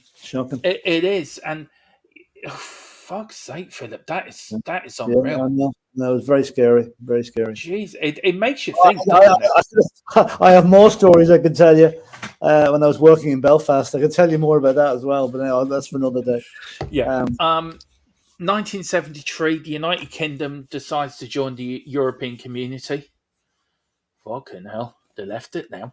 In 1972, British Prime Minister Edward Heath signs the Treaty of Accession in 72, which took effect on January 1st, 73, and the United Kingdom joined the European Union. The prosecutor of the European Union, the UK would remain member until Brexit vote, which I think was the most stupidest thing the UK have ever done. Voted 2016 and officially broke away from the EU. And on January 31st, 2020, how exactly the break will affect Britain's economical remains to be seen. Mm-hmm. 74, the Harkins radiation theory. 75, Sex Pistols form in London with their greatest hit, God Save the Queen, in 77. 76, then Harry Wilson resigns as Prime Minister. The Labour Party, after getting them back into power. And then 77, of course, the great Elvis Presley dies, but it's also the same year as Queen Elizabeth has her silver jubilee. 78, Louise Brown, the first birth from IVF, was in 1978. And of course, in 1979, guys, a certain Margaret Thatcher became British Prime Minister for the good, the bad, and the goddamn awful she done. Why did they ever vote? And they kept voting her in then for the next 10 years. That's the bit that gets me. Anyway, Philip, the Irish 1970, the arms crisis grips the country. That was to do with the North. Obviously, they were thinking of exporting arms into the North to help the Catholics. Dana wins the Eurovision Song Contest. God. 1971, decimalisation comes in, decimal currency, and Aer Lingus' first Boeing 747 jet arrives. 1972, Bloody Sunday, as Dermot's mentioned, 13 unarmed civilians are shot dead in Derry, and Pele plays for his club Santos in Dublin. 73, President De Valera retires at the age of 90, and married women can now work after their marriage. Up to that, they had to resign. 1974, Dublin Monaghan bombings, as I mentioned there, killed 33 civilians, and glam rock bands dominate the music charts like Morden, Sweet, and Alvin Stardust and the likes of that. 1975, the Miami show band ambushed by the UVF on the way home from a gig in the north. There were 3 band members dead and 2 UVF guys dead. And Eamon De Valera dies aged 92. And the second part, right? The second part, know what I mean by that, Philip. So yeah, record summer temperature of 32.5 degrees recorded in County Offaly. That's 1976. That was a hot summer, right? U2 was formed in 1976 at Mount Temple Comprehensive School in Dublin. 1977, the first McDonald's in Ireland opens in Grafton Street, and Ronan O'Gara, the rugby legend, was born. 1978, another restaurant, Supermax, opened in Galway. and Johnny Giles resigns as Irish soccer team manager. And 1979, Pope John II visits Ireland, and petrol rationing due to the Middle East crisis was widespread. So that's that. Now So back to that's football. And that is the. can I Sorry, go just on, say Mia. quickly, Tequila, I did put it in. If you noticed on the thumbnail that I did actually put Star Wars on that one because I was very adamant that we had to have a bit of Star Wars on there because I'm a fan. Very good. Very good. Paul G is asking what Supermax. It's an Irish equivalent of McDonald's. Mm. It's very popular in the west of Ireland. They're all over the country. They're actually, without offending any McDonald's fans, the food in Supermax is a damn sight better because it's all fresh, and it's all they don't recook things. And I like Supermax much more than McDonald's. Yeah. They're everywhere. Tequila is saying 79 Aliens come out, one of my favourite films. You will not catch me dead watching Aliens. And then Tequila says, all right, Mia, well done. Well, Mia done another super job, the 80s. And she introduced my favourite band of the 80s, the Bangles, who I was very, very fond of as a young kid. Had a crush on the lead singer and the Wouldn't lead be Susanna guitarist. Hoff any chance, would it? No, wouldn't know. We've got a bit of Tottenham there. Nottingham Forest against Spurs. We've got Gem, which was one of Mia's favourite cartoons. Mine was Transformers as an 80s kid, and Knight Rider in the 18. We've got our badge. And then up at the top, Mia, do you want to explain DuckTales for us? Well, I think it just is a kind of little kind of dig at what we say about a certain Mr. Levy in his vault with all his money. He's definitely Duck McScrooge. He could be seen as that, couldn't he? Yeah. Philip, do you want to do the news of the 80s before we get into the Yeah. Yeah. Okay. do the Irish news, and then I'll bring up the world news on my other computer on my other screen here. So if you want to go through that before we go into Keith Birkinshaw in the 80s, so I'm just looking for it here. I've got it up here in front of me. Yeah, funny.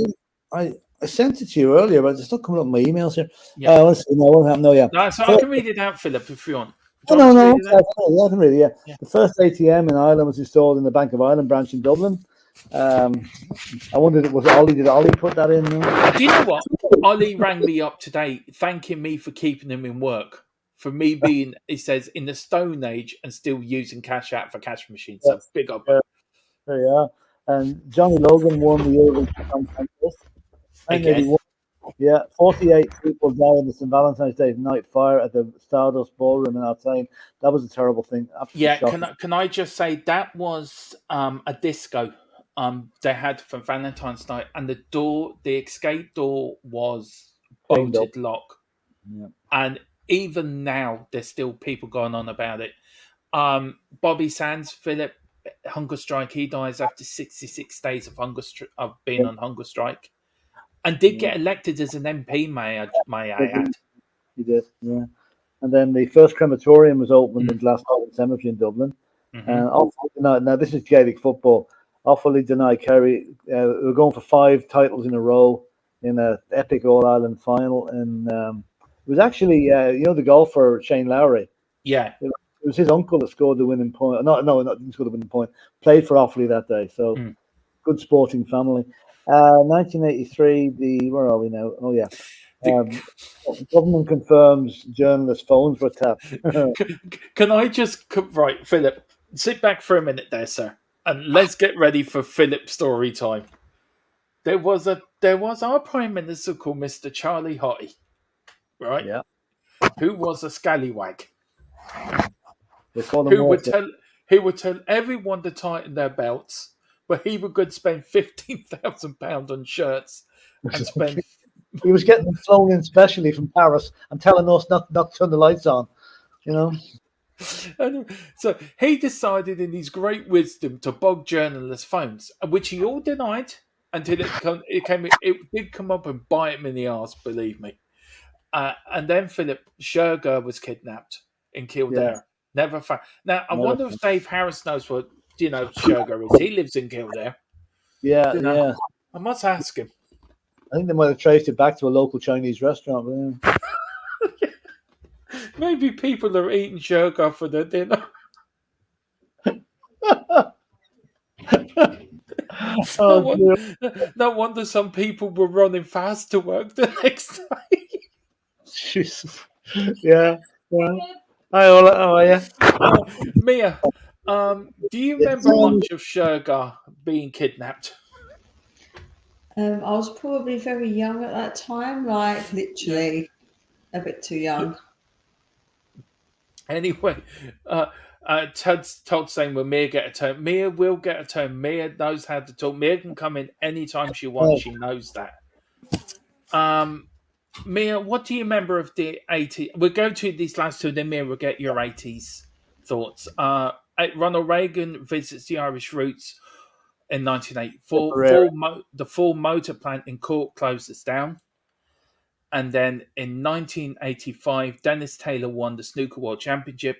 And again, Philip puts in another plane crash. Air Mm, India flight 182 explodes in the west of Ireland. Philip, yeah. what's this and plane crashes? You're trying to put me off fucking flying. No, did you ever see that film Airplane, the comedy Yeah. film Airplane, where the in-flight movie is all plane crashes? Mm. I think that's what I got the inspiration from. You know? Maybe. What's your thought of the 80s? Yeah, a few people are putting in. I will get some of the put in the chat what you remember of the 80s. Mia, what do you remember of the 80s growing up as a kid? I mean, I was Uh, an 80s kid. You were just born in the 80s, weren't you? yeah, I was born in the 80s, but obviously I remember like the later 80s. Someone said about Fraggle Rock. I was a massive Fraggle Rock fan myself. Loved that program. Rainbow with Zippy and Bungle. That was great. Obviously I was only really young in the 80s, but the latter part of the 80s, I remember being just growing up watching like obviously all the TV programs that I used to watch when I was like that age. Like I say, Rainbow, Fraggle Rock, Gem. I used to watch Rupert as well. Rupert the Bear. Yeah. I used to watch that. Yeah, being a kid in the 80s, growing up on my going out in the streets and actually playing as well. Used to be able to go out and play without any fear of things. There was definitely less fear back then. Mm. Oh, Grot Bags. Yes, Grot Bags was really good. Yeah. Sorry, someone mentioned Grot Bags. That I was a know. really good show as well. I am going to bring up Phil Lynott, Thin Lizzy, dies in 86, age 35, of illness. Jackie Charlton takes over the Irish team, the greatest day for any Irish football fan in the whole world. Philip will vouch for this. Yeah. 88, we qualify for the European Championships. And Mia, you wanted me to mention something about England football in the 80s. A little country No, called I Ireland said in the beat. 60s. I said Yeah, in the 66. Don't start twisting my words now, Dermot. You know exactly what I said. And I can, well, Joe, what I can do this, even though you are the host, I can still do this to you, see? Yeah, I have power still. I know how to do it. Don't think I don't. yeah, I but will just anyway, remove you. oh, You know, Dermot, I can tell you a quick story about Jackie Charlton there. yeah, When Jack Charlton resigned as as Ireland manager, he was a national hero. And Mm. Jack loves fishing or loved fishing. And he used to go down the west of Ireland fishing. And Jack also liked a pint. And Jack would go into the pub and he'd invariably cash a check with the barman, knowing full well that check would never be cashed. It was put up on a plaque behind the bar. If you walk into any pub in the west of Ireland, chances are you see one of Jack Charlton's checks in a frame up on the wall. Yeah, but anyway, I was trying to get before I was rudely taken out of the show by Mia. We beat England 1-0 in the European Championships. People seem to forget that. We're Do you know doing who a medal scored for that goal that day, Philip? What's what? Do you know who scored that winning goal that day? Oh, that was what do you call him? Ray Houghton. Ray Houghton. Yep. Yep. Great day. I mean, great day for Irish football fans in 80. I remember that day. Scottish Irishman. Yeah. Platform shoes were a killer, Ellie says in the 70s. I was a rocker late 70s, but the rivalry with the mods fights that was not my bag. Fair enough. 82 with the Falklands Wars, of course, guys. When Argentina thought they should invade the country. Look, I just think that war was a pointless war, to be fair. It's the most pointless war ever. But there you go. 85 was Rocky 4, Ivan Drago. If he dies, he dies. Which was one of the best. Then back to Spurs, seeing Hoddle playing the 80s, second best. I see it, Tottenham Greavesy was the best yet. Apparently, Todd says, Philip, you've been watching Air Disasters on the History Channel for preparing for the... I watched a few of them, all right, but no, I wouldn't be an avid fan of it, you know. I'm just a fan of everything altogether, you know. Did you like Grut Bags, Mia, from Tequila? Yes, I really did like Grot Bags. And Orville as well. I remember Orville, and I can't remember the other one's name. But yeah, I used to like all of that kind of stuff. But yeah, Grot Bags was good. Philip, Dublin celebrated its 1000th birthday in 88. Ireland then qualified for the World Cup in 1990 in Italy. And Mr. Charlie Hottie resigns. Now, please give people who don't know who Charlie Hottie is a brief 2-minute history of Charles J. Hottie. Well, it'd be like putting Del Boy as in as Prime Minister. Probably the best way of describing him. He was a con man. He was a chancer. He was a womanizer. He was everything that was wrong in people. And the fucking fan, his party absolutely adored him. You know, he really was. He was a cook, highest order. Del Boy. Yeah. So I think Del Boy would have done a better job.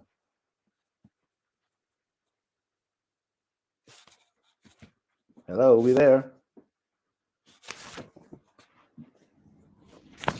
I'm here. Gone frozen. I think Dermot's collapsed. You there, Dermot? He's frozen. Take a breath. He froze. Yeah, he's frozen. Yeah. Anyway. Yeah, Queen Ellie says, Ireland is the Emerald Isle, and my first ever visit to Dublin was so special. Got to go and see the Godfather. Oh, yeah, that was in the Ellie came into the pub when I was playing and dined out with Dermotron and David and saw some fab Irish dancing. Well done, Ellie. That was a good week for you. Good weekend for you. And I'd love to come and see you play myself, Philip. Yeah, oh yeah, it's good crack now. I tell you, it's good fun. I have a 4-hour round trip to get to it every Tuesday. That's the only problem, you know. I don't get home here about 1 o'clock in the morning, but I enjoy it. So anyway, Dermot is obviously a problem. Huh? Such a what? You're just such a raver. I could be doing a raver. You're like out late. Look at you. Well, I've been playing in bands since off and on since I was about 16. You know, I give it up for 10 years and take it up again, that type of thing. So I love it.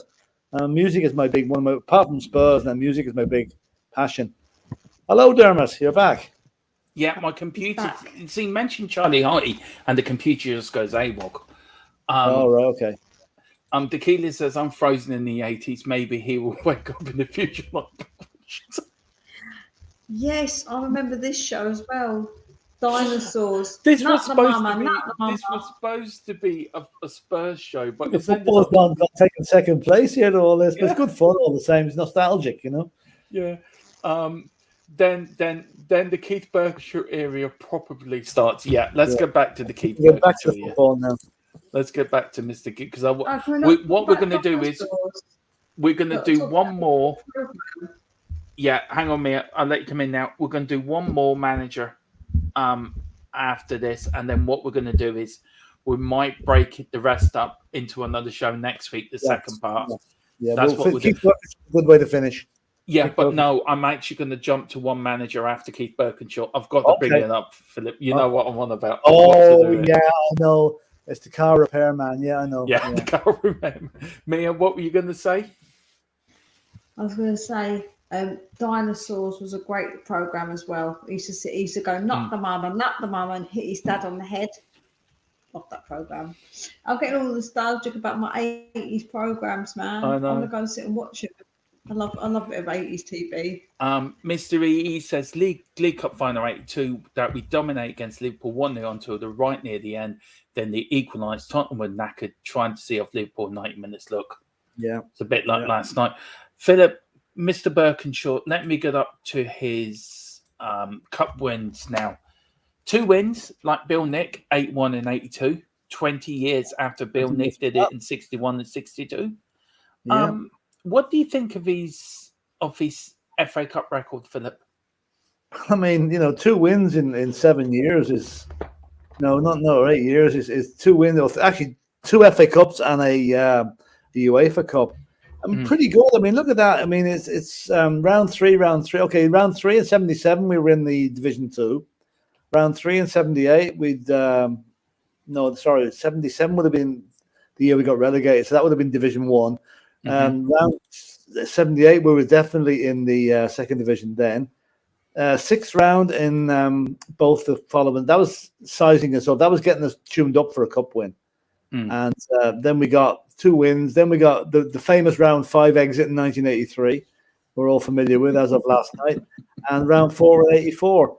And 84 was the one when he won the UEFA Cup. So a very good cup record. I'd say that's an excellent cup record. Mia, the League Cup, if you look here, got to 1 final, but not really as good as the FA Cup record, was it? No, it wasn't quite as good. But again, we got to the final in a great year. The best year of the 80s. Yeah, yes. I've got to bring this comment up by Todd Benson. He says, my grandfather, Ho Hank Benson. Ho Hank or Ho Hock? Hock. The Benson the third. That's very American. Scored 3 own goals in 1 game at pro level. Bottle job. Love him dearly, though. There's a story behind that, I'd say. I'd say there would be. And then, guys, of course, his European record. I mean, if you look at his record, Mia, and I'll start with you, Mia, then go to you, Philip. Look at his record. Out of 95 games he managed in Europe, he won 51 of them. He only lost 21 of them out of 95. He couldn't have played 95 games in Europe, then. Sure, he did. He played 5 or 6 games a season in Europe. Yeah. So he was only with us for 7 years. Yeah, 81, 82, got to the semi-final of the Cup Winners' Cup. He did. There's a lot. I'd only put in the most important ones, but he did. 95. Sounds an awful lot. Anyway, I will show it to you, Philip. It's in the records there. Right, okay. Looks more, now, I'm not commenting. I'm just thinking it looks maybe that's his overall cup record. Is all the cups. Yeah, that's what I meant. His overall cup record. No, that's okay. That's what I meant in Europe. No, that's his overall cup record. Oh yeah, no, that's more like it. Yeah. No, I'm just looking at the European cups up on the screen there. Yeah. Mia, that's not a bad cup record, is it, to have? No, it's not actually. Look at his win ratio, 53%. Yeah, no, it's good. It is a really good ratio, a win ratio, absolutely. He did do well in the cups. Look,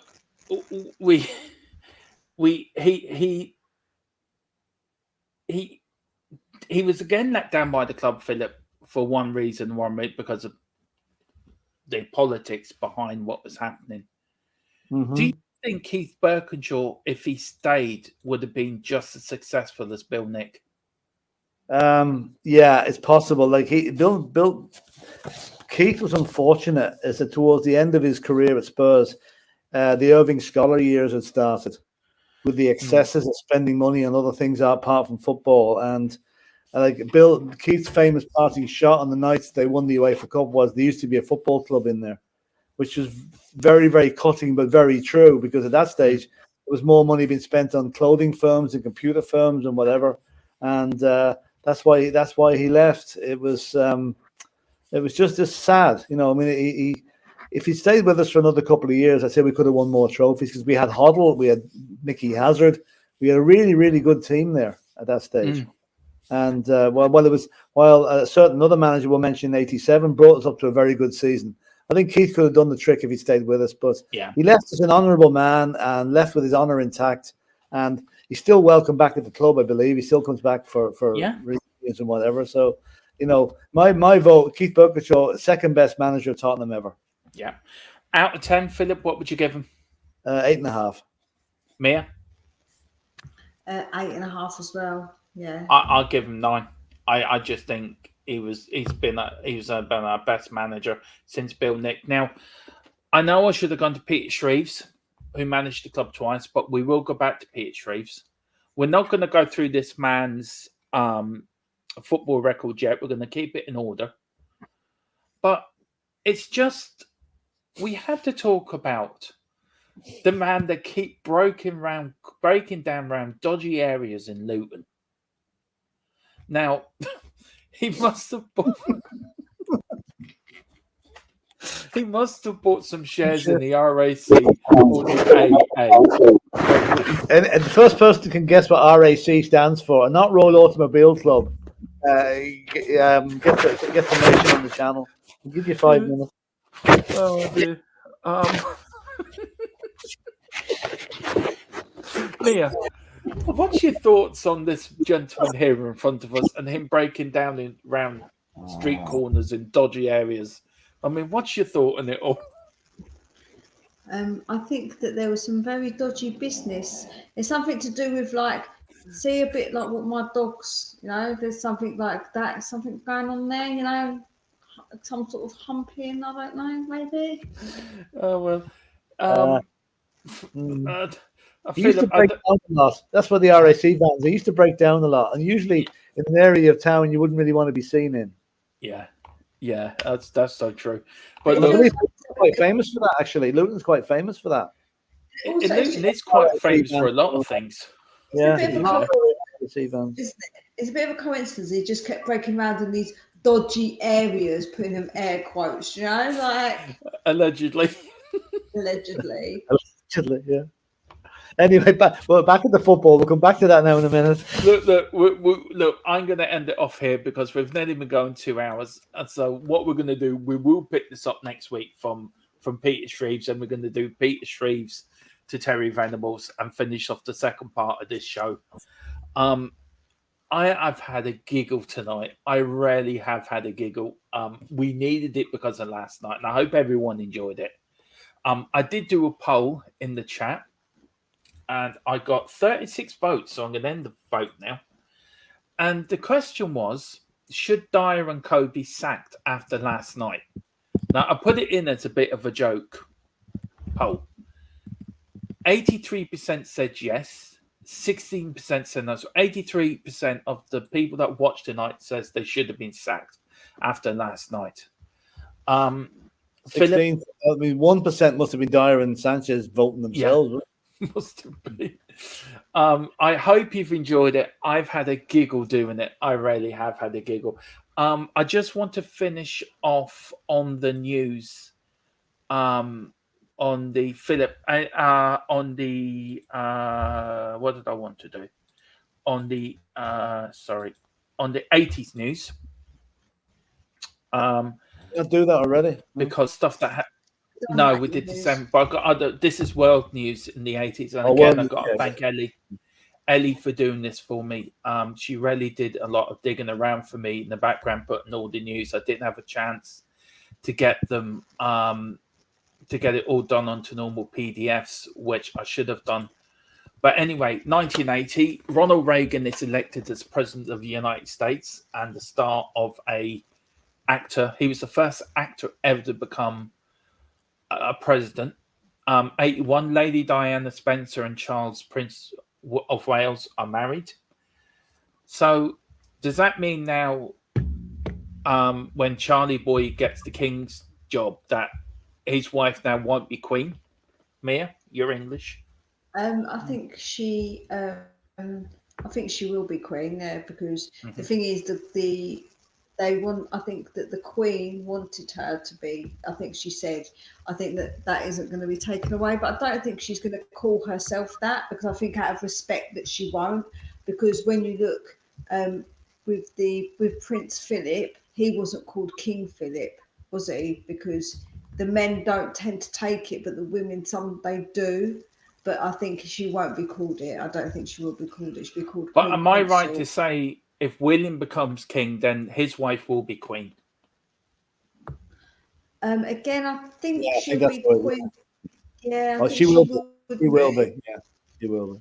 Yeah, we like Catherine anyway. I like Catherine and William. Yeah, It's just the Catherine. fact that Camilla's been married before. I think it's probably something to do with the, Yeah. you know, the. Something Yeah. to do with the marriage before. And Anyway, all Catherine the nonsense Great, going the on. great French woman, Catherine the Great. Anyway, 82. The computer is named Time Magazine's Man of the Year.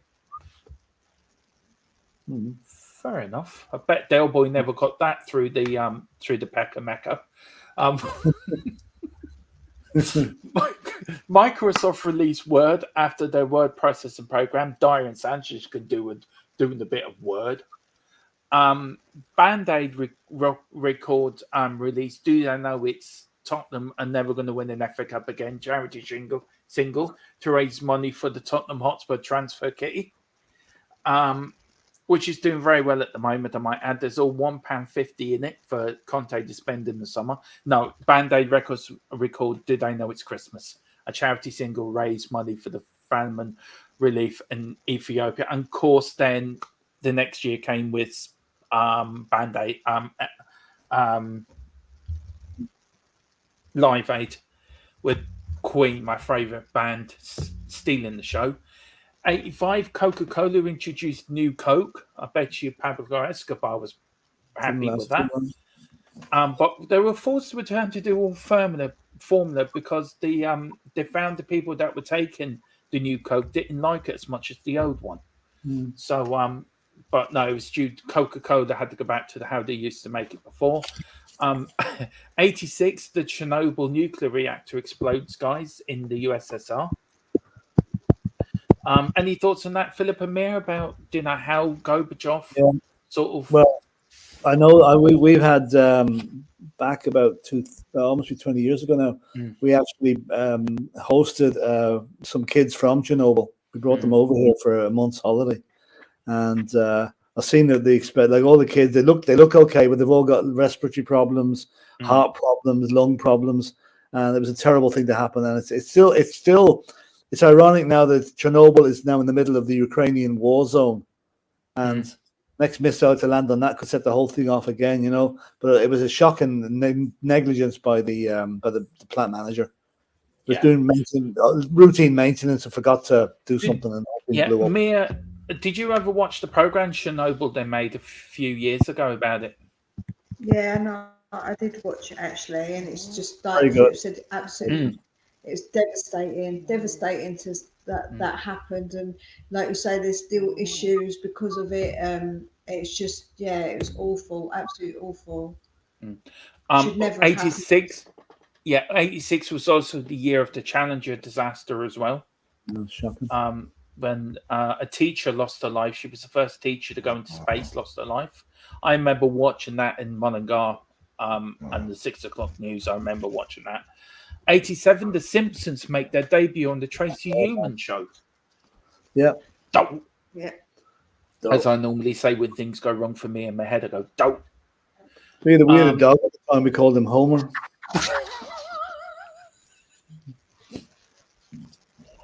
Did the dog keep going dough all the time? No, he was the same color. He was a Cavalier King Charles. He was the same color as the Simpsons. 88, 2 years after the Challenger disaster, NASA's space shuttle program resumed. And then, of course, in 1999, that famous speech by President Reagan, Mr. Gorbachev, tear down this wall. Well, the wall was torn down. And the end of the Cold War brought us to the end of the 1980s. And, of course, 99 red balloons were marching around Berlin at the time. That's right. Guys, thank you so much. We've had some lovely lovely things. We've got lovely comments in the saying Tutila, saying great stream, gays and gals. Thanks. Ted Benson, thank you for an awful stream. He says great therapy after the massacre in Sheffield last night. Look, this is why we wanted to put this show on tonight, just to cheer people up. And we decided we've got a thing over here called Rolling in the Years. On RTE, and it goes through the whole year, basically what happened that year. So we decided to bring something into these streams as well to make people sort of laugh and joke and go down memory lane. So we are going to pick that up next Thursday. No, it won't be next Thursday. It'll be the following week. It'll be on Friday. Next Friday, we're going to pick this up next Friday evening. Mia, do you want to put your link in the private chat so I can put it into the thing? Philip, what we've got coming up in the next couple of days on THFC Till I Die? Well, we've got a preview for the Wolves game. We've got a watch along on the Wolves game on Saturday, hopefully. Although I've just checked tonight that over here they're showing Arsenal again. I think it's about the third match running they've had Arsenal on. So let's see can we get a stream to watch the Spurs game. Well, we'll be doing all around the grounds again, won't we? Yeah, it's just part of that. All around the ground is a bit of crack. We'll pick a few matches in the lower divisions just to see how they're getting on, especially Orient. They're a kind of team to watch in the lower divisions. And that'll be it. And then next week, obviously, we're on tour in London. Yeah, I like that. Dermot's going over on Monday. He's the roving reporter going over on Monday. So if somebody shoves a microphone up your nose in Tottenham High Road next week, it's Dermot. We're going to be there. I'm going over on Wednesday, so we're going to meet up, and we're going to try and interview a few Italian fans, and hope they're not ultras. Breaking news: Philip and Dermot end up in hospital. Oh, thank God. We might try and do something, maybe a bit of a live at half time from the ground or something as well. You know, I think we're all sitting together pretty much, so we should have a bit of crack. And all I can say is Tottenham. Huh? Joe, it's going to be that you're going to wake up with a horse's. You're going to wake up with a horse's head next to you in your hotel room. We are going to do something different this weekend, me and Philip. It is to start the Formula One season. So Saturday, we are going to cover the qualifying around the grounds. And then Sunday, me and Philip are going to do the race because there's no football on Sunday. So we are going to cover the race live here on THFC Till I Die. It's a bit of fun. Philip looks like, Jesus Christ, I've got to sit through an hour and a half of fucking cars going around in circles. But I bet you within half an hour, he'll be into it completely. The whole thing we're doing this is, right, Philip has set me a challenge. I have to convert Philip between now and the end of the Formula One season to convert him to a Formula One fan. That is my job. Him and Ellie and Mia. So my job as an F1 fan is to convert them all over. So you never know. Mia may join us on Saturday or Sunday during the race. Ellie will as well. So the job is I have to convert the three of them into Formula One fans. So it's a little bit of fun we're going to have during the season. And then off season, that's when that part of the content will kick off then because we'll be doing more proper content for it, builds up to the races and things like this, as well as keeping up to the latest news as Tottenham Hotspur. So it's something new that's coming onto the channel. And it also, I think, gives people a break from the pressures of supporting Tottenham and what we've gone through as a club. And it's good to have something that we can else look forward to. So let me know in the chat if you're looking forward to that. Let me know if I can convert Philip, Mia, or Ellie to be F1 fans. Who knows? Never. I'm sure you never know. I've got a few put. Ellie, just put in the chat. Are you up for that? Are you up to be trying me to convert you? So let me know. So that's what coming up. We're going to put Mia's thing here. Philip, you can't convert me. I already told you. My dad made me watch it as a kid, and I was never impressed with it. I was like, "What is this nonsense? What's the point?" Like, no. Well, I'm more open, but because I love driving. You know, I mean, driving. I do a lot of driving, so I'm open to anything. I'll try anything once. Well, look, we did it when the Lewis Hamilton Max Verstappen ended the season. It seemed to be a great success. Everyone seemed to enjoy it. So I just thought, well, why not start the new season and we'll try it on and bring Philip along and Ellie and Mia along for the journey as well and have a bit of a laugh for it. There's Las Vegas, there's Australia. We won't be doing the early races, but we will be doing the European races and the races on at a sensible time. We will be doing them. Mia, what you got next coming up on Spurs Between the Lines? Absolutely great channel, doing a brilliant job. And what you got coming up next?